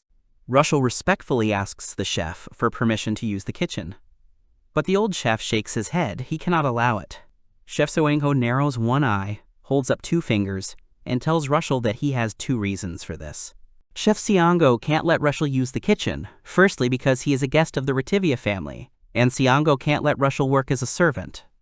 Also, Rushel might get hurt. Rushel is upset. And secondly, Seongho says that this kitchen is used to prepare food for the whole family and also for the servants, and he cannot allow a stranger to work in the kitchen. Chef Seongho asks if Rushel understood the reason for the refusal. Rushel emotionally shouts that he understands everything. But he assures the chef that he will not cause any inconvenience to those around him. Besides, he has already brought all the necessary ingredients himself. Rushel begs the chef to allow him to use the kitchen. Suddenly, another person appeared in the kitchen and also asked Seongho for permission to use the kitchen. It was Mrs. Lilith. She folded her hands in a pleading gesture and looked at Seongho with concern. Suddenly, Lilith can't stand it anymore and rushes to Chef Seongho. She begs him to let Rushel use the kitchen, her face full of despair. Seongho is surprised by her outburst. Lilith looks expectantly straight at the elderly Chef Seongho. It is obvious that this is important to her. Seongho looks back at the young mistress Lilith in surprise. Finally, Seongho chuckled thoughtfully. He was surprised, because usually reserved Mrs. Lilith does not behave so emotionally. Lilith looks at Rushel with hope. But Chef Seongho glanced sideways at Rushel. He wants to say something else. Frowning, Seongho informs the children that he is in charge of this kitchen and is responsible for it. He asks Rushel what exactly he wants to do in the kitchen and if it can't be left to the chef. Rushel reports that Seongho may be aware that in order to lift the curse on Lady Sophi, it was decided to send Mr. Kareem and the knights to the dragon. They are about to set out on the campaign. Rushel shouts that he wants to ensure the victory of the Rivia family in this campaign, and to do so he wants to prepare a special dish. Rushel's face expresses determination and willingness to help. The elderly chef Seongho mumbles thoughtfully and rubs his chin. He heard about Rushel's situation, but he still can't just agree, so he's going to make a condition. First, Chef Seongho demands that Rushel prepare this special dish for him, and then he will decide whether it can be sent to the young master and his knights. He asks if Rushel agrees to this. Inspired, Rushel clenches his fist and loudly agrees that he will do everything on his own and fulfill the condition of the capricious boss Seongho. Chef Seongho commands the elf cook to bring all the necessary utensils, and an apron. The cook obeys. Rushel watches the chef's actions. A view of the beautiful kitchen utensils. There are plates, bowls, and saucers, and also spatulas, a cutting board, and real knives. Rushel looks at the brought utensils with his mouth open in admiration. He has already forgotten when he saw them last. Rushel takes the knife in his hands. He is ready to work. Rushel, demonstrating remarkable skill, skillfully copes with the ingredients brought. He carefully peels and chops vegetables evenly. The sharp knife seems to fly in his hands. Rushel's face is focused on cooking. The cooks, along with the elderly chef Seong-ho, stand to the side and watch Rushel work, who does not stop cooking. The elf chef is shocked and says that this kid is incredible. Chef Seong-ho chuckles contentedly. The human chef looks at Rushel with fascination. He still doesn't understand what exactly Rushel is going to cook. The ingredients are familiar to both chefs. These are simple vegetables, meat, and also something that looks like beans. Chef Seong-ho watches the work thoughtfully. Rushel, meanwhile, is absorbed in preparing the food, deftly cutting the ingredients, placing them in a deep bowl and pouring water into them. Rushel quickly and confidently lights a fire in the stove, puts a frying pan on the fire and heats up the oil in it, then adds finely chopped garlic. Young Mrs. Lilith watches Rushel at work in admiration. She clenches her fists as if mentally helping him cook. Her face is flushed. She also likes how delicious it smells. Meanwhile, Rushel continues. He adds chopped meat and onion to the aromatic garlic. Skillfully shaking the pan, he fries them. Then he reduces the heat and adds water, bringing it all to a boil. Next, Rushel smiles and adds some dried granules for a tasty broth, as well as salt, pepper, and butter to taste. She adds crumbled cheese on top and lets it melt. And finally, Rushel happily announces that the dish is ready. He has prepared pork with beans and cheese. He puts a portion on a plate and serves it to the chef to try. The dish looks great. Chef Seon-ho and his cooks look at Rushel's finished dish in silent admiration. Even young Lady Lilith thinks that it looks very delicious. Her face lights up with joy. Rushel places a plate with a sample portion on the table in front of Chef Seong-ho and offers him a helping hand. The chef agrees to take a sample while the others wait for his assessment. Chef Seong-ho carefully puts a spoonful of the dish that Rushel prepared into his small bowl. He slowly tastes it and analyzes the taste. Seong-ho's face slightly lit up with pleasure. It seems that he likes it. The elderly chef Seong-ho asks Rushel if the other two chefs can try this wonderful dish. Rushel happily agrees, and the chefs are surprised. Chef Seong-ho tells his chefs to try the food that Rushel has prepared. It seems that they don't need much convincing, as both are ready to try the new dish. The cooks also put a little of the new dish in their sockets and carefully try it. And suddenly they are shocked by how delicious the dish Rushel has prepared for them to try is. Their faces light up with a smile. The elf chef found the dish to be a good combination of sour and sweet, with the meat perfectly salted and flavorful. The human chef noted the crispy onions, crispy potatoes, and fresh beans. He also liked the texture of the ingredients and how they fit together perfectly. However, both chefs find it difficult to say what kind of broth Rushel used to prepare his dish. This broth has a very rich taste. Then the elderly chef Seong-ho tells them that the broth is seasoned with dried vegetables, and he asks Rushel if this is true. Rushel is surprised. Rushel happily agrees with Chef Seong-ho. He did add dried vegetables to the dish. Rushel is amazed at how quickly Chef Seong-ho realized this, since he only tried a little bit. Chef Seong-ho, as usual, lectures that drying vegetables enhances their flavor and removes excess moisture. It is also very nutritious and healthy. Rushel silently looks at Chef Seong-ho. The chef has noticed this. Suddenly, Chief Seong-ho pats Rushel on the shoulder with all his heart, smiling and saying that he is a true master. Rushel did not expect such an emotional display from the chief and is very surprised. Chef Seong-ho says seriously that now he understands what skills Rushel has. Because the taste of the dish was impeccable, Chef gives Rushel permission to feed whoever he wants. Rushel beams with joy and thanks Chef Seong-ho. However, Chef Seong-ho adds that Rushel used some special beans in the dish, but he thinks they won't cause any harm. Rushel is delighted and surprised that Chef Seong-ho even noticed. At this point, Chef Seong-ho remembered something. Looking at the plate with the remains of the dish that Rushel had prepared, Chef Seong-ho said that the last time his grandmother cooked such a dish for him was when he was a child, and he didn't expect to ever try it again. Chef Seong-ho, Rushel, and the cooks are standing around the table. The other cooks are surprised and ask the chef what kind of dish it is. since it's their first time eating it. Rushel is surprised that the cooks have not tried this food. He remembers that this dish was often prepared for him when he lived in the Tristan family mansion. It is probably not a very popular dish now. Chef Seonho continues his sentence by saying that after the war with the demons, a lot of knowledge was lost by humanity.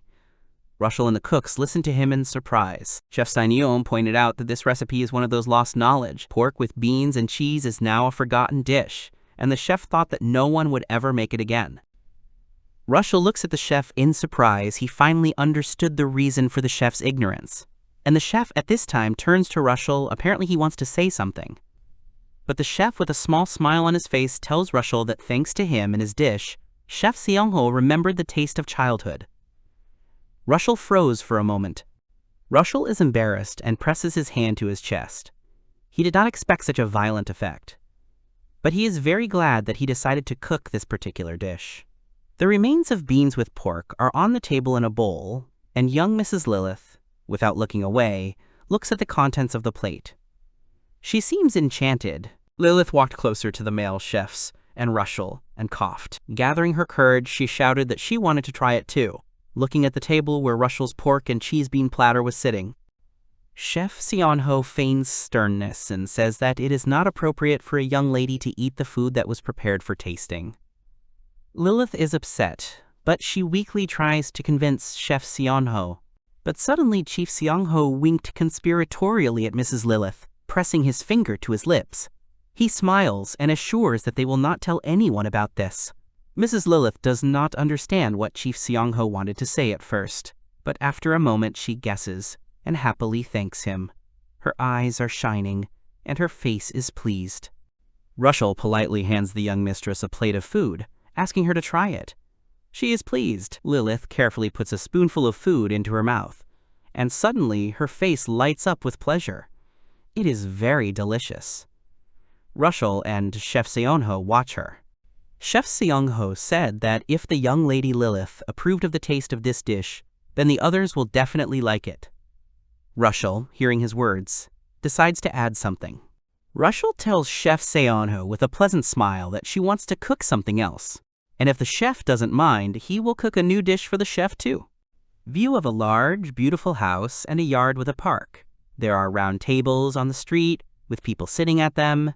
They are probably celebrating something here. Someone's voice is addressing the knights, who will go to the dragon. On closer inspection, it is clear that all the tables are occupied by people, and servants are standing a little further away. The tables are covered with tablecloths and richly laden with all kinds of food and drinks. The head of the Rivia family, Clavis, announces that today is the knight's farewell. He wishes them to return victorious and now let them eat, drink, and gain strength. He raises his cup to them. Neatly dressed servants scurry between the tables, carrying plates of food, and people gathered at the tables eat and drink. The clink of glasses is heard. On the tables there is excellent food, with vegetables, meat, and gravy. A view of a large table where all the members of the Rivia family are sitting, as well as Flatty, Raquel, Mildy, and Garner. Rushel stands in front of the table and says that although he can help, he has decided to participate in a different way. Rushel has prepared a special dish for everyone and asks everyone present to try it. It is pork with beans and cheese. Clavis, Kareem, and Mrs. Sophi lean forward in anticipation. Clavis thinks that Rushel shouldn't have worked in the kitchen, since he is a guest of the Rivia family. However, Rushel reassures him, saying that he did it of his own free will. His face expresses joy. The head of the seven, Rivia Clavis, puts a spoonful of the dish into his mouth. He pauses for a moment, then lets out an exclamation of admiration. This dish is very exquisite. Madame Sophi confirms what her husband said. Lilith, with a satisfied look, mentally suggests to the others to try it quickly. Rushel looks happy, watching them. Rushel suddenly asks Rushel if there are any special ingredients in this dish. Mildy sits nearby and eats. Rushel smiles and says that the dish he made has gankyo beans in it. Mildy doesn't understand what it is, but Raquel seems quite surprised and even impressed by what Rushel said. Raquel, worried, asks Rushel if these are the beans that strengthen the body and increase its defense. Rushel confirms. It turns out that if you eat these beans, you can survive a dragon's blow. Fletty is amazed that Rushel used such rare and valuable ingredients for his dish. Kareem tells Fletty that he expected nothing less from Rushel's cooking. Both look at the smiling Rushel, who has something else in mind. Rushel takes out another bowl of food and places it on the table. He has prepared something else. Rushel yelps in surprise when she sees the contents of the new dish. There are small sticks on the plate that look very unusual. The head of the Rivia family, Clavis, his wife Sophi, Karim, and young Lilith, are very surprised by what Rushel's new dish looks like. None of them know what it is.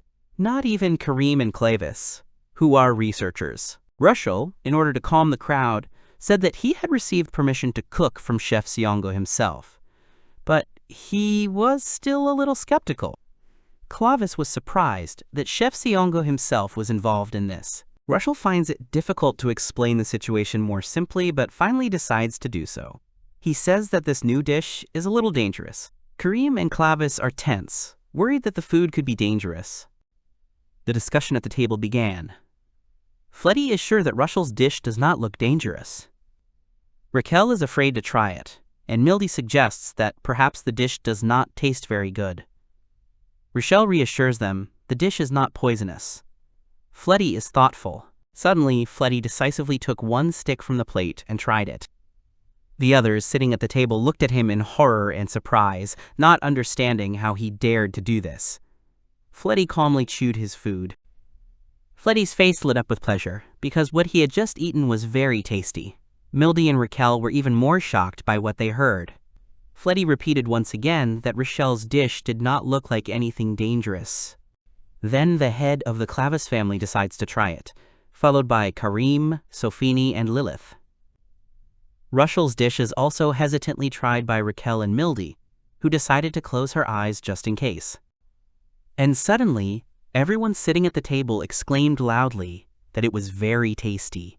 Their faces looked very pleased. People smiled at each other and at Rushel, who was standing in front of the table and was glad that he could please them. Mildy, having grabbed a whole bunch of sticks in her hands, laughs loudly and eats them. She says that Rushel only scared her in vain. There is nothing dangerous in this food. Garner eats calmly and is silent. Rushel, Clavis, and Sophi continue to eat the sticks that Rushel prepared with pleasure. Judging by their faces, it is delicious and they like it. And then Karim cried out that he simply cannot stop eating them. He is surprised this food seems to attract him. Fletty eats silently, he also cannot restrain himself. Then Rushel, seeing their surprise, explains that his new dish is so delicious that none of them will be able to stop. Rushel smiles slyly. The whole company sitting at the table unanimously and loudly confirms what Rushel said. They all hold in their hands these delicious sticks that Rushel prepared, and which turned out to be so delicious. The Rivia family and their entourage continue to eat the dish, praising its taste and rich aroma. They like that the amount of seasoning in the dish is perfect. None of them can't stop eating. Rushel watches with pleasure. As the assembled people gobble up his cooking, he seems pleased. Suddenly, Rico remembered something, but Fletty asked earlier what kind of dish they are eating with such appetite now. Rushel triumphantly answers that they are all eating fried dragon butterfly now. Rushel and Mildy, with their mouths full of tasty sticks, ask Rushel in incredible surprise what they heard. Is it really a dragon butterfly? Rushel, remembering the appearance of this creature, describes it to those gathered. It has sharp fangs, it can breathe fire, it is one of the largest insects. Its meat is like fish in texture. Rushel made mincemeat from the meat and then fried it in the form of sticks. Rushel wanted to add something useful about the butterfly dragon, but his voice was completely drowned out by the crunching sounds coming from the people eating. Rushel laughed to himself, realizing that none of them were listening to him anymore, and now the plates in front of the eaters are empty. Mildy and Raquel are shocked they really ate all their portions and couldn't stop. It embarrasses them a little, but it was so delicious for them.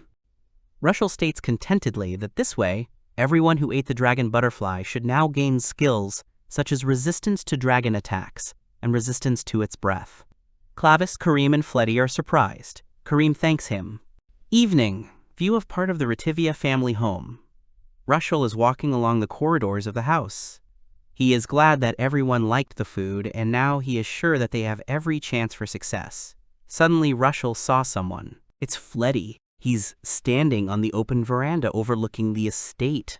He's holding a two-handed sword. It's obvious that Fletty has decided to do some evening training, and beads of sweat have already appeared on his forehead from the effort. Fletty unleashes a series of lightning-fast attacks, his precise movements seeming to slice through an imaginary enemy. The air around him hums with the tension caused by the movement of his sword. And Fletty himself is extremely focused. Rushel secretly watches his diligent training. He thinks that Fletty moves well. Fletty exhaled tiredly. And then someone called him. It turns out that it is Raquel. She comes closer and asks if the leader wants to lie down and rest, because tomorrow they will all be on their way. Fletty is a little surprised by her appearance. Fletty looks at Rushel and says he can't sleep. He continues thoughtfully, saying he's worried. After all, their target is a dragon, and he's not sure if their squad will be of any use. Rushel is surprised, and continues to stand quietly to the side and listen. Rushel smiles and reminds Fletty that Rushel has prepared dishes for them that will help, so everything will be fine. Fletty agrees. With the food Rushel gave them all, he is going to at least become a shield. Raquel asks again, surprised, if she understood Fletty correctly. Does he really want to be a shield? Fletty confidently confirms this. Fletty is serious, putting his hand on his chest. He tells Raquel that he intends to protect Mr. Kareem no matter what. Even if it means giving his life, Fletty is ready for it. Standing in front of each other, Raquel and Fletty are silent. Then Raquel asks about the shield again. She suddenly shouts that their opponent will be a dragon. Is Fletty sure that he can withstand its blow? Fletty insists that he is ready to die if necessary. Raquel clutches her magic staff nervously. She droops a little, but still answers Fletty confidently, "You can't just throw away your life like that." Fletty stubbornly repeats that he is weak, and that even when they fought the bandits in the forest, they won only thanks to Rushel. Fletty is sure that without Rushel they would not have won then, and that means he will not have enough strength to win the battle with the dragon. Looking at Raquel, Fletty added that unlike them, Mr. Kareem would definitely have the strength to win. Raquel listens in surprise. Fletty added resignedly that with the strength that Rushel gave them, he, Fletty, could at least become a shield for Mr. Kareem. Raquel listens silently, and then Raquel couldn't take it anymore and screamed at Fletty. She asks if Fletty really thinks that Rushel gave them all the strength so that they would die. Her emotions surprised not only Fletty, but also the hiding Rushel, who was still listening to the conversation. Raquel whirled around. She thought Fletty was being too self-deprecating, and she was sure Fletty didn't understand. Raquel stood with her back to Fletty, who was stunned into silence. Rochel's face sank. She quietly whispers that if Fletty dies, then all the other members of the team will be very sad. Rushel and Fletty remain silent. Rushel continues to listen to their conversation, slightly peeking out from around the corner. Rushel is very excited. He is mentally panicking, not knowing what to do now. From excitement, he even slightly pressed the edge of the wall from behind which he was looking out with his fingers. Suddenly, someone grabbed him by the scruff of the neck. Rushel is shocked. It is the head of the Rivia Clavis family. He asks Rushel to be quiet and not to break the walls. Rushel apologizes. Rushel whispers and asks if Mr. Clavis saw what just happened. He answers affirmatively, saying that he was just passing by chance. Rushel is upset. Is it because of his food that Raquel and Fletty quarreled? If so, he thinks he should be held responsible for it. Clavis reassures him he thinks that it is not like that at all. Clavis explained to the upset Rushel that Fletty has a very strong sense of duty, but at the same time he does not value his life at all. Clavis confidently says that in fact this is Fletty's own problem, and Clavis's task as his master is to ease the burden that Fletty carries on his shoulders. Rushel is still upset. He got to the Rivia family house only thanks to Fletty, so he does not want Fletty to die on the campaign. Clavis put his hand on the shoulder of the upset Rushel. Clavis leaned towards Rushel and, looking him straight in the eyes, says that he also does not want Fletty to die. Clavis asks Rushel to rely on him. Rushel looks at Clavis in surprise. It seems that he was struck by the master's speech. A view of the luxurious home of the Rivia family with many windows.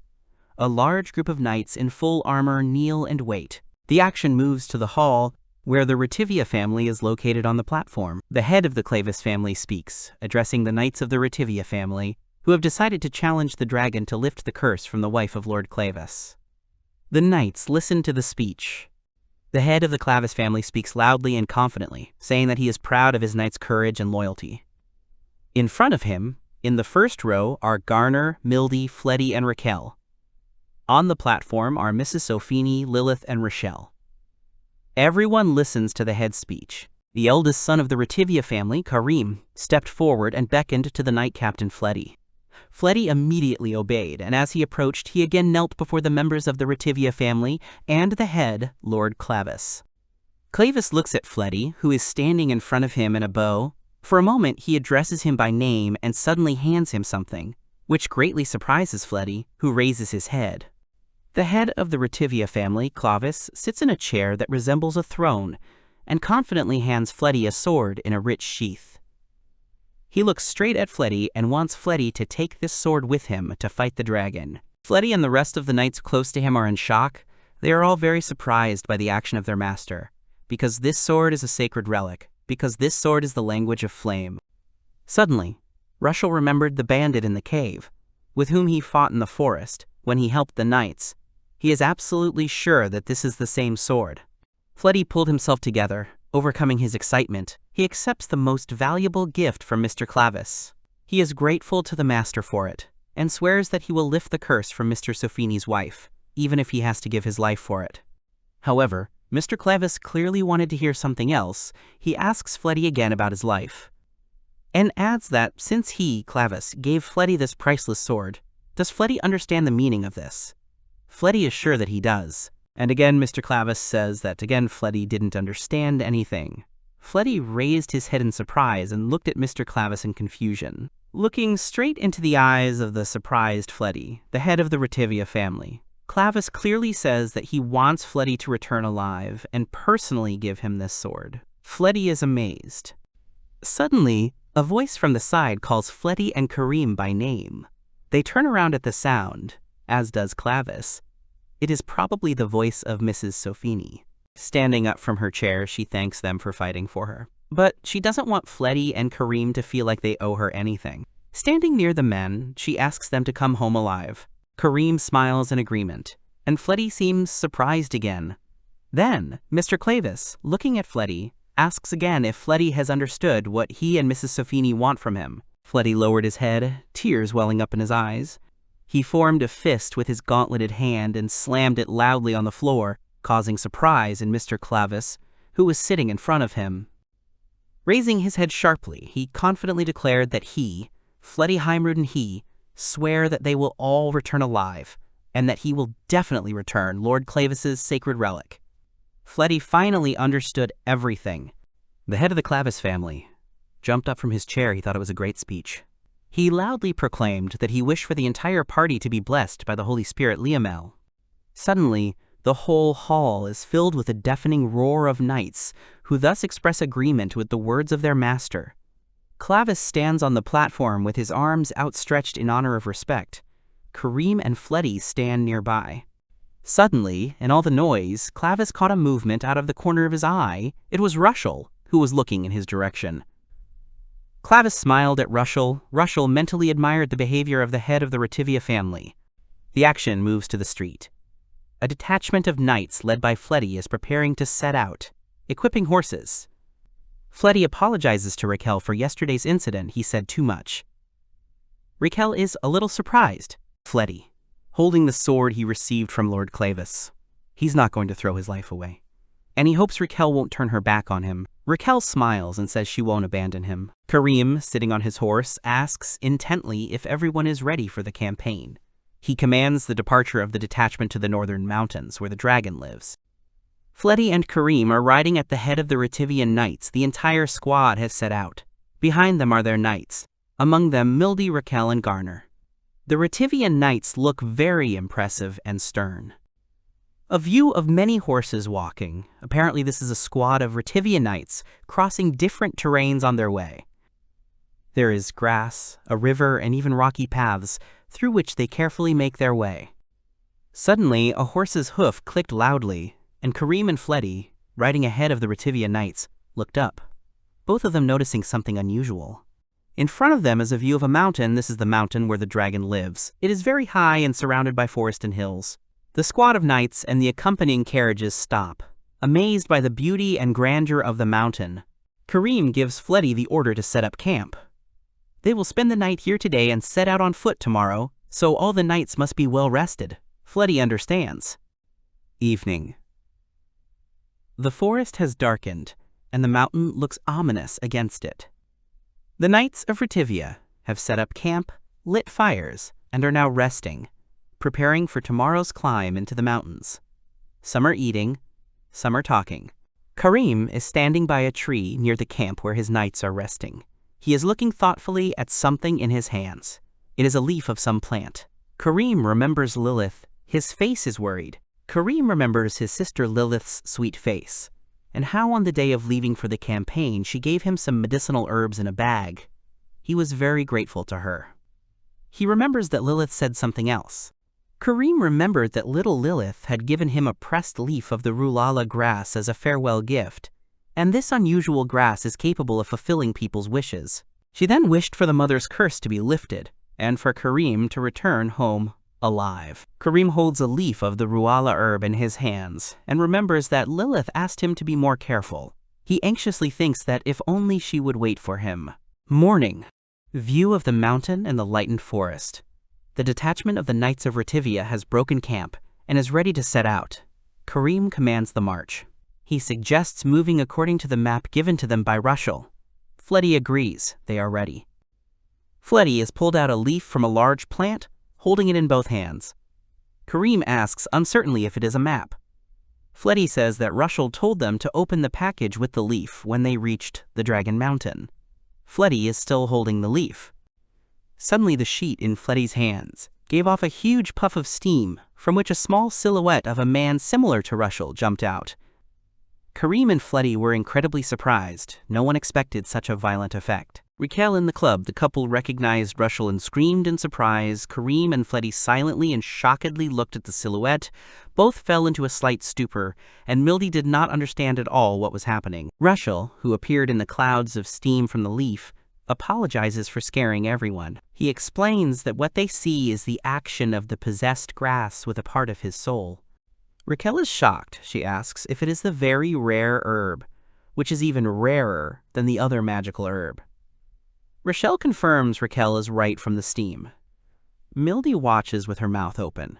Rushel is still in shock, because this figure of steam can even talk. Mildy suggests that Rushel is using the skill to communicate with them from afar, but the figure of steam denies this option. Karim and Fletty are still standing silently. A small figure of Rushel, made of steam, explains to the assembled that he is merely an alter ego, based on the memories and character of the living Rushel. If the main body had been here, the dragon would have definitely sensed it, so they had to improvise. Karim finally spoke, and he was once again amazed by Rushel's skills, although he expected no less from Rushel. Rushel fell silent in surprise from the steam, and then Rushel from the steam suddenly became embarrassed. He was very flattered by such attention and high praise. Karim and Fletty were amazed again, and looked at the laughing figure of Rushel from the steam. Rushel from steam instructively tells that dragons are constantly moving, and the knights need to find him somehow. Therefore, simple cards are useless, and in the form of a figure from steam, it will be easier for him to direct them all. The steam Rushel sheepishly reminds the assembled that he is only a part of the real Rushel's soul, so he can only give simple advice. However, he believes that he will be very useful if they rely on him. Karim calls Fletty in a whisper he understands. This Rushel of steam is very loud. It chatters constantly and looms in front of the gases. Fletty agrees with Karim. It is indeed a very noisy substance. Rushel flies forward from the steam, leading all the other knights and their leaders. The entire company sets out on foot, as Karim had originally planned. Rushel commands everyone to move forward, toward the dragon. The Knights of Rivia climb the mountains in a group, following behind the steam figure of Rushel. Fletty goes in front, followed by Karim, Mildy, Garner, Rushel, and the rest. The climb up the mountain is quite steep. A view of the mountain ranges, among which a line of Rivia knights can be seen walking towards the dragon. In front, as before, is Fletty, carrying a sheet of map with the figure of Rushel and Kareem as the leader of the expedition. It seems that those walking in front saw something. The group of people walking came out into the open, and a beautiful view of the mountains appeared before their eyes, as well as a small piece of a tail from some huge beast. Krolaim, Fletty with Rushel and Mildy froze in surprise. This view was so impressive. What met their eyes was none other than a dragon. A huge and majestic beast, sleeping in the middle of a clearing hidden among the mountains. It lay with its paws tucked under it, and its large leathery wings folded. It was a stunning sight. Standing on a small elevation, the squad had a good view of the dragon. Kareem recognized it. This is the white dragon, namely the dragon serving God. All his companions froze in reverent admiration and looked down at the dragon. Steam Rushel says that his powers are over at this point, so he wishes them luck. Kareem thanks the figure for its help, but Steam Rushel remembered something else important. Rushel asks not to tell the dragon his name, because if he hears it, something terrible could happen. The figure said goodbye and disappeared inside the leaf that Fletty had been carrying all this time. Kareem again wonders what Rushel did to this dragon. A view of a huge dragon sleeping on the ground. A group of knights stand right in front of it. They are Kareem, Fletty, Raquel, and Grainer. Mildy stepped forward a little and slightly crouched in front of the dragon's face, as if examining it. Mildy turned to Kareem and whispered that the dragon was fast asleep, and that this was their chance. Kareem looked at the dragon seriously. He thought that was not true. Kareem, with a furrowed brow, tells Mildy that such a sneak attack is cowardly, and that they cannot show him strength in this way. They must challenge the white dragon openly, face to face. Raquel, Kareem, and Garner silently agree with their master's words. Their faces are serious, and they clearly think the same as he does. Mildy forgot herself, and began to squeal too loudly about how serious they all looked. The dragon moved. The dragon's huge leathery wings instantly blocked out the sunlight, casting the entire group in shadow.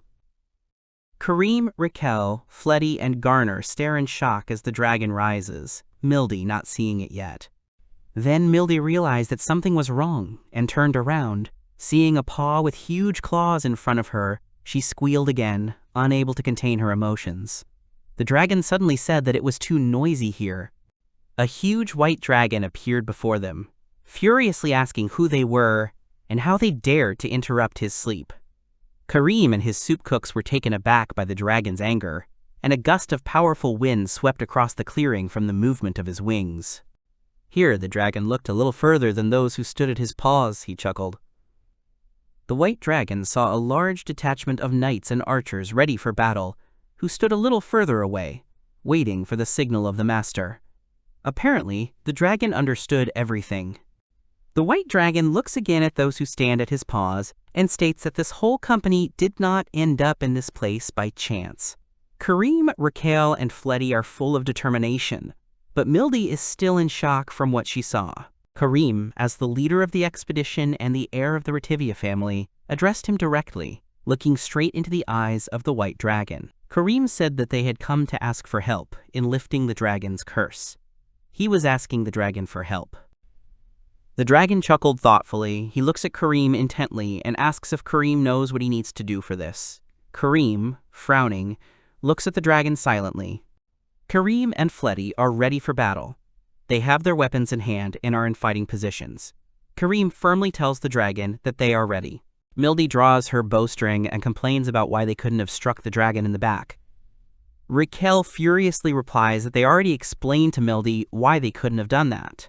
Garner simply prepares for battle in silence. The squad of Knights of Rivia, led by Kareem, Fletty, Garner, Raquel, and Mildy, are ready to fight the dragon. They look confident and formidable and want to show the dragon their strength. The dragon is pleased with the sight he has seen. He too is ready for battle and invites the knights to show him all their determination. The white dragon rushes to attack the knights who are waiting for his attack. Kareem and Fletty, fully armed and armed, rush forward. Kareem commands the start of the battle. Fletty supports. Both leaders look determined and maintain the fighting spirit in their warriors. The Knights of Rivia attack, each of them attacking the dragon with their own weapon. The archers shoot when ready. and the Foot Knights go into close combat with spears and swords. The dragon, with its wings spread, awaits a new wave of attack from the knights.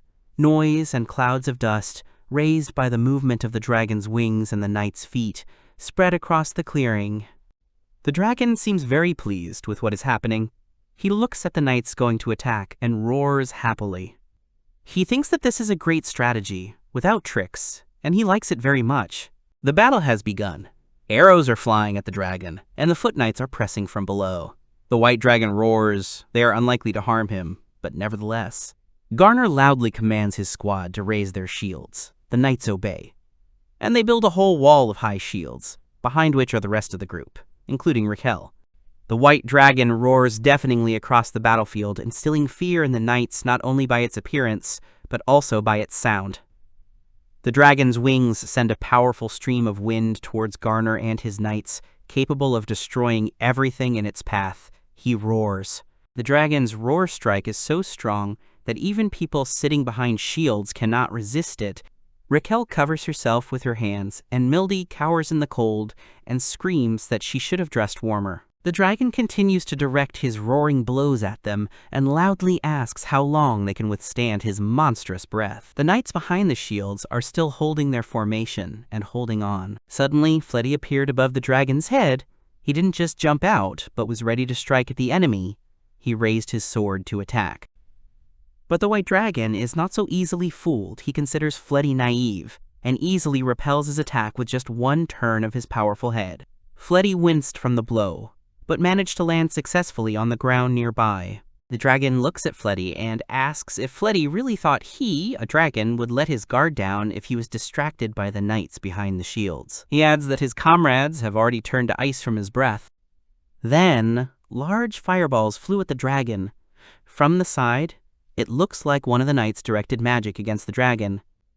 The white dragon roars from the balls hitting him.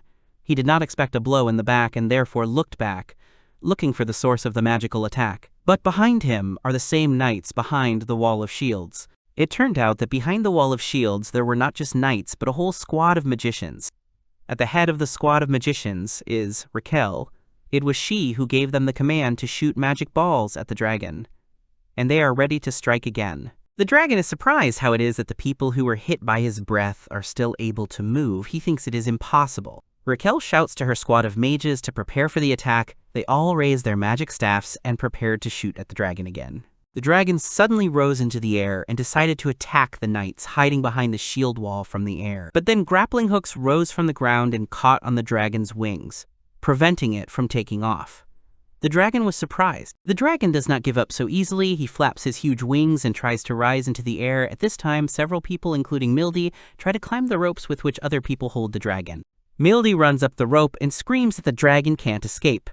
On the ground, several groups of knights continue to hold the ropes so that the dragon can't escape.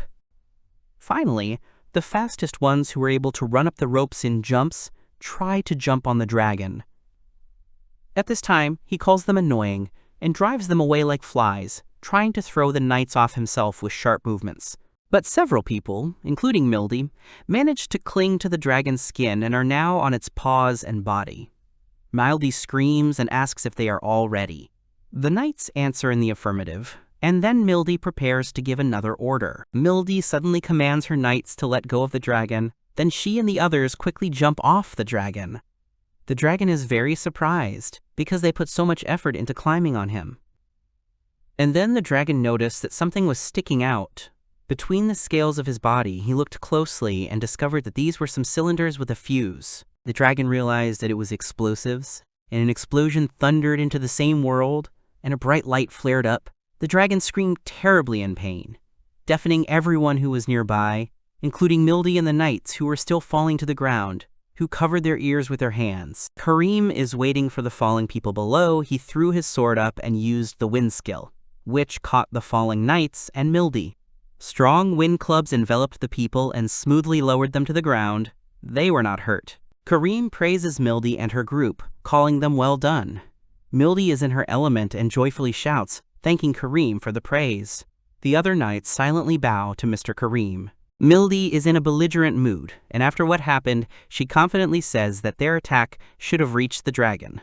Raquel, Kareem, and Fletty are standing nearby, but suddenly Mildy and the others see the outline of the white dragon through the smoke from the explosion. The dragon is still alive, of course, but now they have made him angry.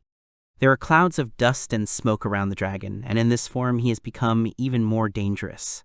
He thinks that people need to be shown why they should be afraid of the divine dragon. His eyes are shining. The dragon got angry. He hits the knights with his clawed paws, which are taller than a man, and adds blows with his long, powerful tail. The knights fly apart like splinters, and the dragon's breath is ready to freeze everyone. The dragon continues to attack the knights, showing its terrible beauty and power. Its wings are incredibly large in size. The knights are like dolls in front of it, and they do not know how else to approach such an opponent. Raquel holds back the dragon's breath attacks with her magic staff, protecting the knights behind her. She is having a hard time holding back the dragon's power. Raquel thinks about how great the dragon's power is, and that if they didn't have the increased resistance to the dragon's breath, they all would have lost this fight with the dragon long ago. The dragon stands with his paws wide apart and his wings spread out, surrounded by knights. And he is slightly surprised by the fact that they have held out against him and his breath for so long. He even praises the humans for being so well prepared. The dragon hit the ground with his paw. He adds that humans will never compare anyway. The dragon attacks again, throwing the knights who come at him like kittens. The dragon doesn't care what kind of weapon they have, he throws them all. Raquel can't stand the onslaught and suddenly screams, dropping her staff. She is thrown high up by the blow and, unconscious, begins to fall down. Raquel is caught in mid-air by Fletty, who catches her and carries her gently a little further. He lowers her to the ground and asks if she is okay. Raquel is surprised. Fletty asks her not to overexert herself and stands up, preparing to fight again. Fletty left Raquel to rest and, looking back slightly, reminded her that they still had protective magic and that they all had to return alive. Raquel was determined, and she agreed with Fletty. The dragon is still surrounded by the Knights of Rivia, who do not stop trying to get it with their weapons.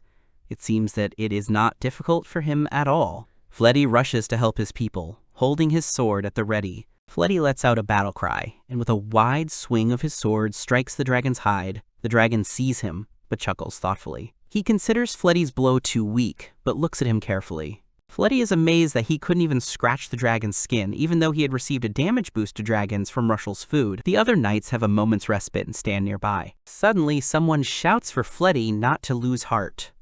And then the dragon is attacked again. It is Karim. He suddenly came to Fletty's aid. He also struck the dragon with his sword, and it seems he hit the dragon. The dragon suddenly screams that it hurts. The tip of its tail twitches slightly, and tears even appear in its eyes. Kareem touched the dragon's neck, and it could not hold back its scream.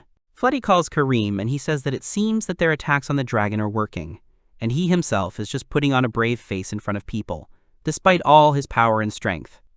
The knights around froze, waiting to see what will happen. However, Kareem understands that this is a battle of attrition, and that the long-term outlook for all of them is very bad, because the people here are not in the best position. Fletty understood what Kareem meant. Fletty made a decision in a flash. He shouts to Kareem that he will distract the dragon. Kareem will have to strike. Kareem agrees. He understands what Fletty has planned and relies on him. Kareem concentrates and calls on the spirits of the wind to become even stronger. Fletty attacks the dragon by distracting him, but he knows that his sword Flame Tongue is a magic sword. But Fletty's magic power is clearly not enough to unlock the sword's potential. It seems there is only one way out. Then Fletty decides that he will attack the old-fashioned way and slash at the dragon. And Fletty immediately does so. The dragon notices Fletty and his attempts to attack. He seems to be an annoying person. The dragon is annoyed. With one blow of his tail, he sends Fletty flying away from him. But Fletty seemed to be prepared for such a blow. He deftly uses the power of the sword and creates a vortex around himself, which successfully slows him down and allows him to land without damage. Fletty is right in front of the dragon. He sees its huge body and head, which is ready to spew out dragon breath. Fletty is worried, because if the dragon hits him from such a distance, Fletty is finished. However, suddenly the dragon spews out its breath, not Fletty at all. Someone hit him, and the dragon missed. He looks in annoyance at the one who hit him. It is Kareem again, who has risen into the air and is ready to hit again. The dragon is annoyed. Kareem, who has called upon the wind spirits to help him, hovers in the air and swings his sword with ease, as if he controls the wind and air. The dragon is very surprised, because this magic is familiar to him. He realized that Kareem is one of those who talk to the wind spirits. He asks if this is true. Kareem, continuing to float lightly in the air, confirms this. Yes, he, the hero Kareem, appeared before the dragon. Kareem uses his powers and delivers a powerful blow to the dragon right in the air, reinforced by wind skills. The dragon watches him closely. The dragon sees Kareem moving around his huge body with lightning speed, and striking with his sword, the dragon growls in pain and disappointment. Kareem, looking at the dragon, decides that perhaps it is time to finish. With the help of his powers, Kareem flies even higher. On the ground, small figures of people and a dragon are visible, watching Kareem. And from this height, Kareem with a scream strikes the dragon with all his might. The force of Kareem's blow is great, as if he makes the wind and air attack the dragon. Kareem's blow reached its target and hit the dragon, so much so that it almost fell. Swirls of air and force are visible around. The dragon looks at Kareem, reminding him of an annoying insect. Then, the dragon lets out another dragon roar, aiming it at Kareem, who is hovering above. But he deftly dodges it, using his powers of speaking to the spirits of the wind. And so they came face to face. On one side Kareem, on the other the white divine Darkhan. Both were shouting war cries, and were determined to win. The dragon attacks with the dragon roar, and Kareem uses the powers of the wind and strikes the dragon from different sides with lightning speed. Below are the Knights of Rivia, who watch this battle. Fleddy, who is also below among the knights, commands that it is necessary to support Lord Kareem, and the knights rush forward. A crowd of attackers rushes towards the dragon on the ground, and Kareem attacks him in the air. It seems that he will not be able to hold on. But the dragon only roars deafeningly, calling them pathetic little people. Mildy and a group of archers shoot at the dragon. Raquel and her group of mages hit the dragon with magic, and Garner and his knights continue to hold the shield wall. Everyone is having a hard time. Evening has come.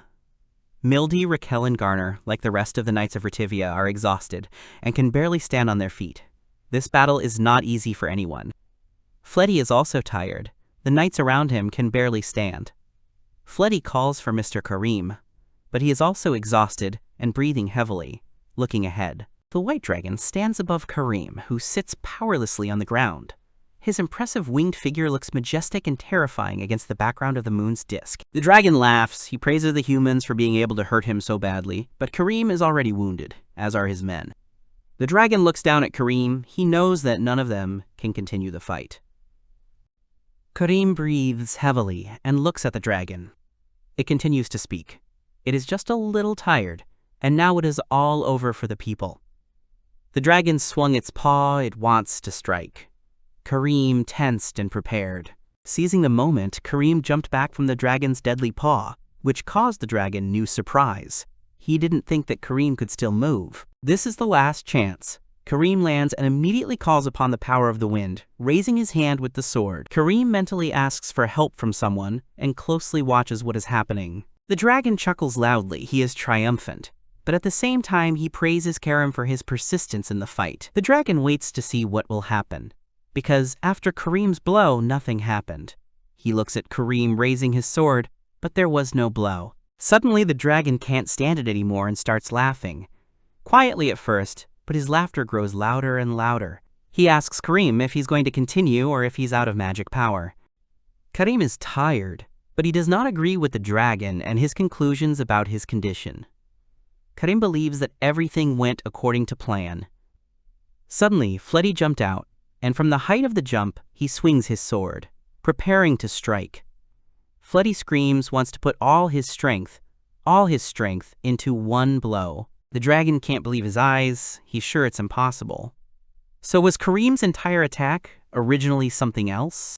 Sword Fleddy began to change. He suddenly became as if engulfed in flames. Then the flames disappeared and the appearance of the sword changed, as did its color. And Fleddy is ready to strike the dragon with this renewed sword. The dragon tensed up when he saw the sword. Kareem also noticed the changes in the sword. He realized that Fleddy had probably heard the sword. Raquel and Mildy were also nearby, shouting encouragingly, wanting to support Fleddy. Fleddy's sword began to glow again, but in a completely different way. And Fletty himself made a scary face and let out a battle cry, aiming straight at the dragon. The dragon now also sees Fletty's attack, and sees his unusual sword. But he didn't have time to dodge. Fletty's blow reached its target, and the dragon screams terribly, having received a blow from the magic sword.